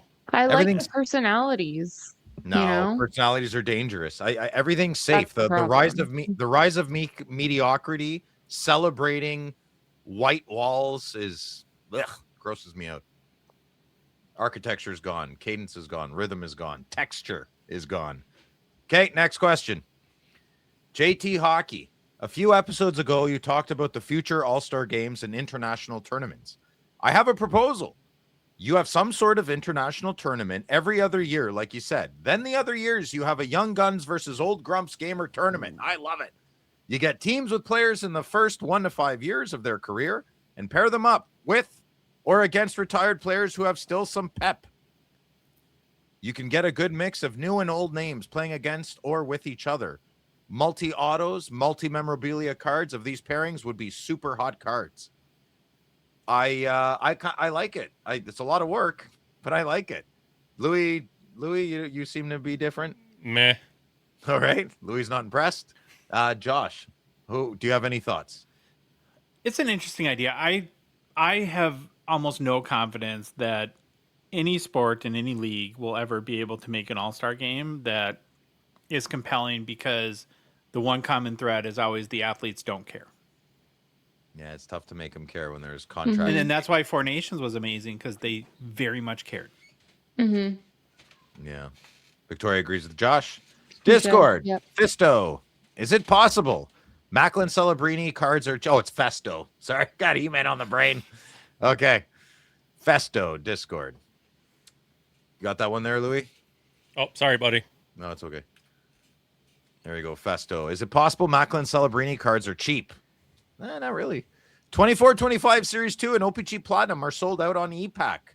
Series 2 boxes are $375 to $400. So whatever the print run was, it's mostly already been opened.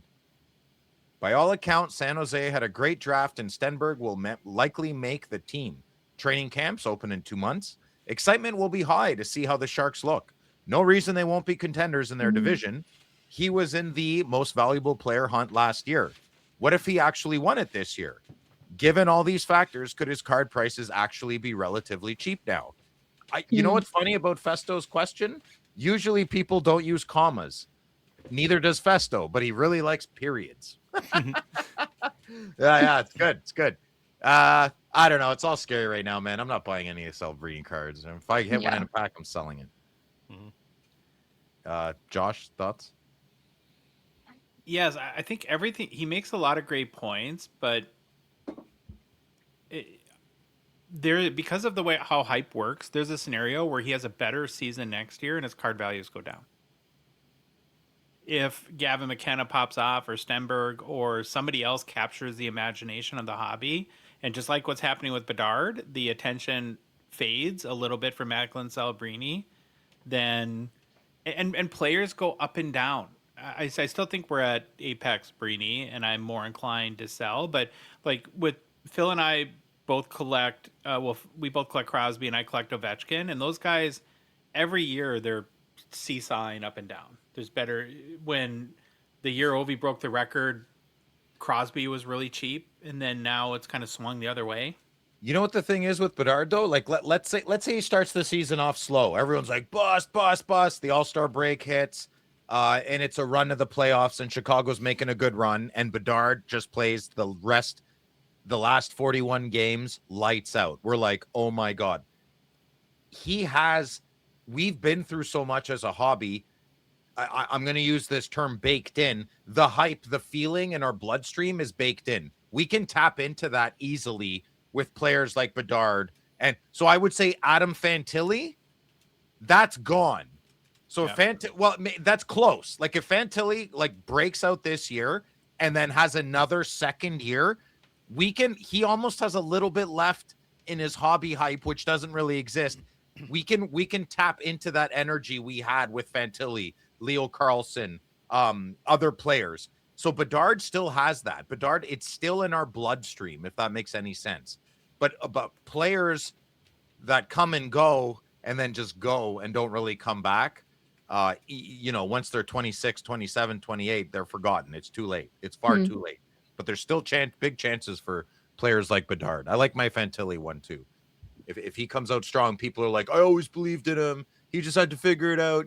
He's not that old. He's close enough in age. Sorry, Louis. Anything to add there? No. I mean, this is one of those Celebrini's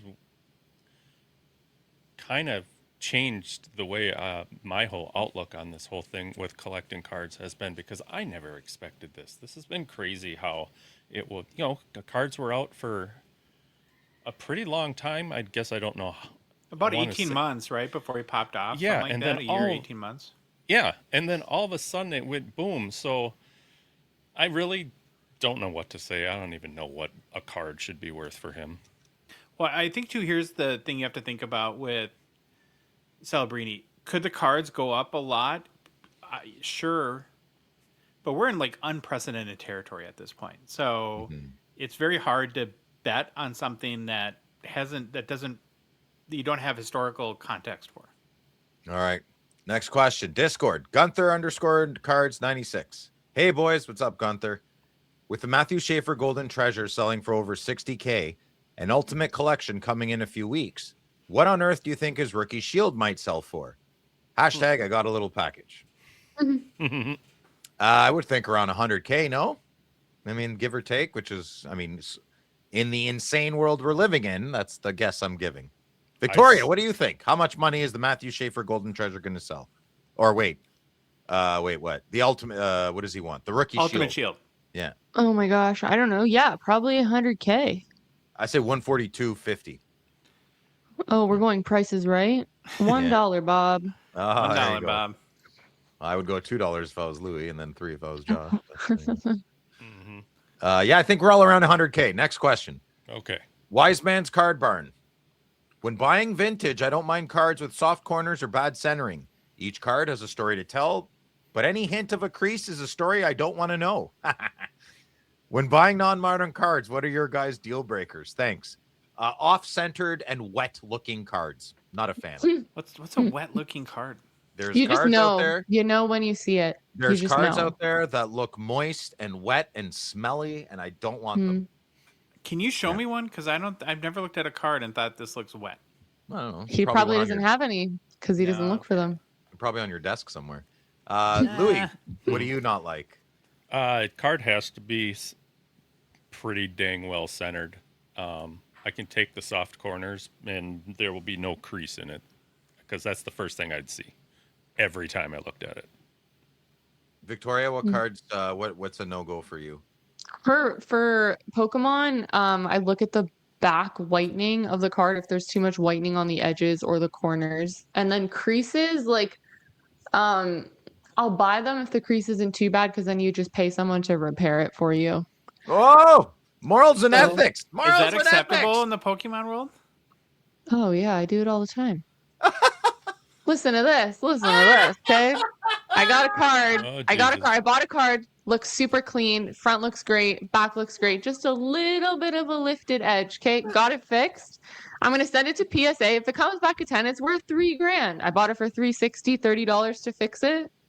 Come on. What about Kurt's Card Care? Is that do you guys know what that is? Do you Yes. soak your cards? No, I don't. I personally don't do any of this restoration business. Oh, but I will buy restoration, like okay. cards that I like, especially vintage that are so expensive now and like near mint and LP. I'll search for them like HP and damaged, and then just pay someone to fix it so that I can throw it in my binder and it looks pretty good. So Okay, so if you know how Phil got canceled earlier, if you were in the sport card space, you would be would I get canceled? oh my, you just like forever would be ruined. We'd have to Oh my redo the gosh. show without you on it. I feel like I don't know, like I don't think it's cheating. I don't think No, it's it's cheating. listen, it's a gray area, but it's a gray area with a lot of heat and anger, and Mhm. And it's I have no dog in this fight. Anyway, it's very let's move unique to on. sports cards. Listen, No. people restore paintings, restore cars, and they Yeah. go for a lot of money. In sports cards, you can't do any restoration whatsoever. Wow. Different, yeah. Okay, Discord, Ed Lister.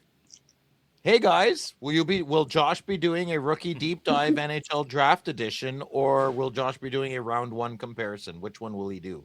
Ed wants to know.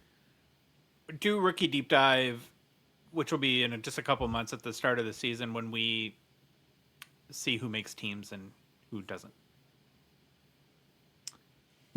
Cujo Cardboard, next question from Instagram. Howdy, fellas. The year's 2027, and Upper Deck has finally discontinued Synergy, which opens up a spot for a new product to emerge. They give their good friends at a Gongshow a call. Yeah, anyways. Yeah, do you know the NHL draft just happened? We didn't get a phone call. Anyways. Maybe an unnecessary shot at synergy there too, but Shots fired! Shots fired! They give their medium acquaintances at Gongshow a call and say they want you to develop a brand new product and be in control of all aspects. Considering the list of criteria below, tell us what your product would focus on and why. Price point, memorabilia, rookies versus legends, modern versus vintage designs, parallels, unique mediums, like a Ouija board, SP and SSP, etc. I don't remember reading this question, but apparently I answered it. I said, I think SP Authentic needs to be stripped down and rebuilt. I think he was talking about a new product, but we're all kind of on the same page. To me, one of the biggest areas of opportunity is to do a cosmetic makeover of SPA. You don't need to get rid of Future Watch autos. That's always it. No, you build around it. You build around it. Yeah, I can't lie. I didn't really read the whole question. I saw Phil's answer, and I read the first couple sentences there. And I honestly figured he was going to say what needs to be changed. So. You go in the bad corner with Victoria. I had dyslexia on that question. I wasn't understanding as I was reading. If I were to create a new product, I would make sure, I'm going to sound super, super like political right now, that everyone in the hobby can afford to rip at least an entire case just so that they can feel the rush. So however you can do that with the cards, it's called MVP. So be it. Sure. Yeah.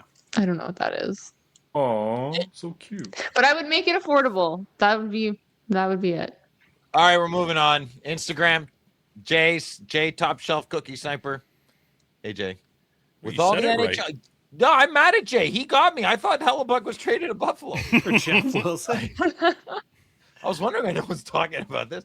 Okay, with all the NHL trades happening, except the ones you lie about, will collectors pay top dollar for a player wearing a different jersey card? No. Are there any example of a player's card value being higher in a different jersey? Hashtag DGS nutshot. BGS nutshot. That's Betcha. a shot at California Dave for punching himself in the downstairs. Oh, yeah, when he yelled me when he is not there. Downstairs. No, I say no. Start with Josh. Okay, go ahead, Josh. I think Louis and I were on I really try to think of, is there a case where somebody's value went up after they got traded? And it's not significantly, but aren't Bobrovsky cards more collectible in Florida than they were in Columbus or, I guess, Philadelphia? Well, see, yeah, so that's I was thinking the same guy as you for some odd reason, but mine was taking him when he left Philly and went to Columbus and then won the Vezinas 2 years in a row. I actually wondered about this. Okay, because you know how Marner went to Vegas and like they had a really good playoff run, obviously. Like, are Marner cards in Leafs jerseys gonna be worth anything? Are they worth anything? Like, do you guys have any insight on that?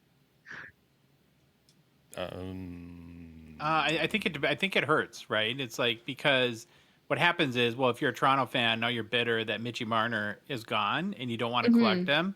And if you're a Vegas fan, do you really want to collect a bunch of Toronto Maple Leafs cards? It's rookie though. Right. I would think if I'm a Marner fan and I like Vegas, I would want Marner rookie cards, right? Okay, fair. I wouldn't really care about any of his other years. I'd care about his rookie cards. Personally, that wouldn't bother me if it's a different team. All right. Yeg Sports, next question. Yeg Sports card 77. Is anyone else disappointed with the most recent SP Authentic Future Watch auto release? For years, Future Watch autos have been one of the hobby's premier rookie cards, but this year's release feels like a step backward. Between the weak or rushed-looking signatures, inconsistent autograph quality, and overall presentation, they just don't have the same appeal as previous years. Am I overreacting, or do you think other collectors feel this way, that this is one of the weakest? Future Watch auto years anyway, I screwed that up. What's your biggest issue? The autograph quality, the design, the rookie checklist, or something else? I think it's kind of not fair to blame SP Authentic. Kids cannot. 4 or 5, I forget what year, 6 or 7 years ago, there was in North America, all the curriculums do not have cursive writing. All these autographs are going to drop in 5 years from now. Upper Deck is a major problem. Major. I mean, they have a problem today, 5 years ago. Nobody knows how to sign their name. No one's talking about it. It's making me bonkers. I got to finish my video, but it dropped off like a cliff. For 10, 15 years, it got kind of bad. You've seen nothing yet, Yeg Sports. Nothing. I even think the people maybe running the program at Upper Deck might even not be old enough to understand what should be done to run the program. I don't know. I'm sorry if I insulted Billy there, but I agree with you. This is a major thing. A rite of passage for a lot of, sorry, Victoria, but I'm a guy. So a rite of passage for a lot of men is getting to sign their names as they got older. And it's a reflection of self. That is gone now, for better or for worse. I'm not saying it's a bad or good thing. It's gone. So autographs on cards aren't a thing anymore. Look at Matthew Schaefer's autograph. He has, he has the odd one that's okay. I think someone talked to him, but it's actually pretty terrible, his first year cards. Really terrible. I was going to bring up the same point. Sorry, go ahead. You go. Oh, I was literally going to just bring up the same point, but instead of just like touching on the cursive writing in curriculums, just the shift from writing and pen and paper to like using Chromebooks, and kids are texting and all of these things. Like, they're growing up in literally a digital age. So asking someone to sign their name, even like when you sign an online document, you just do it through DocuSign. You go online signature completed on whatever, the 20th. They don't have the June. Dexterity. They literally, we're going to lose our opposable thumbs. In 100 years, we're going to be born with no thumbs because we don't need them. Well, how can you text? Can't text. Yeah, good point. With our minds, Neuralink. All right, can we move on? Or Josh, did Well, you no, have Louis something to had say? something. Louis I had already something. forgot. I seriously Oh, already forgot. I'm sorry. That's I just want to echo a little bit. I think this is becoming a major, like a real issue, and I actually am no longer calling these autographs. I'm calling them scribbles. Yeah, that's good. Because they're not autographs. It's just mindless scribbles on a card. And this wasn't my idea. Somebody mentioned, maybe I don't know if it was a mailbag or somewhere else, where maybe Upper Deck needs to start offering more money if you sign a legible. No, I don't know. It's like now you're measuring the quality of an autograph, which is very subjective. Thumbprint. But something has to be done. Maybe they can pay Sidney Crosby $1 million to do autograph school. Well, it's deeper than Preach that. him. You have to instill pride in self again. That's a major thing. Like you can dress like a bum and slobby, but make sure you're clean. Things fit properly. Your hygiene is in order. Your any style is good if fashion or clothing or reflection of self or music if it's done with care and effort. Yeah. And there's no care or effort in these autographs. Well, I So- just think of, like, remember when Brian Trottier said on our show that when he was in New York and at an event and he sat next to Mickey Mantle, and Mantle explained to him the importance of taking care in your autograph, that Yeah. really stuck with him. And I that think that wouldn't even, you could say that to the most honest good kid, valedictorian in any high school in Canada and USA today. They will not listen to you because they'll be like, oh, grandpa, that's cute. They don't need it. That entire Brian Trottier story is not applicable in the world we live in anymore. It's sad. if you're doing the flyby auto, like if you're walking into the stadium or pick whatever, and you're signing a whole bunch of stuff, you out just of the keep taxi walking auto, by. yeah. These scribble dibbles might, cool, I got it, but take a little pride in yourself while you're sitting at a table signing your name on a card. Yeah. or at the very least, like having, and what perfect timing. I'm still working with, at some point in the next week, hopefully, we're going to have the guy at Upper Deck on our show who's in charge of getting autographs from athletes, and a lot of great grill. questions. Yeah. Nice. Well, we'll have to, like, hold ourselves back a little bit. Phil will be like a caged dog. We'll have to be holding onto the collar on there. Okay. But I think, like, even at the very basic, like, explaining to a Matthew Schaefer when it's his debut jersey shield, that Matthew, this is probably $150,000 card. Right. Please take your time on this one. Is this Well, a he dude- looks like the right kid to care. Something changed. Someone talked to him. Some of the later autographs and look a lot nicer, right? Okay. Is this the guy we talked to at the rookie showcase, Josh? Yeah. Okay. All right. Third last question. Knox cards. Good question, Yegs. At the current pace of hockey cards in general, do you think the bubble will burst? Yes, I do. I think when the bubble bursts, the floor is higher, and the important cards will matter. The PMGs, the essential credentials, the cup RPAs, the exquisites, the limited logos. Those cards will rise to the top and stay at the top. So I think smart buying is very important right now. Interesting. Victoria, thoughts? I said not anytime soon, just given how everything is crazy right now. But I said, like, especially with the amount of innovation in product, there's always going to be something to chase. Like, I feel like there's going to be something for everyone at any time. And I don't know, maybe that's just me being naive. What are you 'cause chasing, Phil- though? Are you chasing profit margins or are you chasing joy in the hobby? Two very different conversations. No joy in the hobby, like in terms of okay. Yeah, oh, easy. I like the way they designed this type of card. Like, I want to go hunt for it. So yeah, that's the way I looked at this question. Louis? I'm same with you, basically. Don't think we're at the bursting point, and I agreed what you said with the floor. All right. Yeah. Josh, close us off. I think we're pretty insulated. You could look back to I think it was last Thursday's show when we talked about top 10 highest selling hockey players on eBay, and Wayne Gretzky was number one, but his sales were 27 times less than Victor Wembanyama. So, it's if you're a big basketball collector, I think those markets can get hit and hockey won't feel it as bad, like when the overall market, which makes me feel good. I don't want to be leading the charge in that regard. I'd rather be the small, the tortoise and the hare, where slow and steady wins the race. Good call. Good call. Facebook, Kalen Anderson. Did Upper Deck effectively trick the hobby into thinking that napkin patch jersey cards are cool again with the debut cards? I like the swatches. The price point reflects them accordingly without the silliness. Like, I'm not talking about Schaefer, or I'll pick Parker's Champions maybe. I like the swatches, and all the price points reflect them accordingly. So I don't think I know what you mean, Kalen. Mm-hmm. Maybe people were expecting more patch cards. Maybe that's what was going on. Louis, thoughts? Well, at least you're getting no, they didn't trick anybody, but at least you're getting a debut something out of the jersey.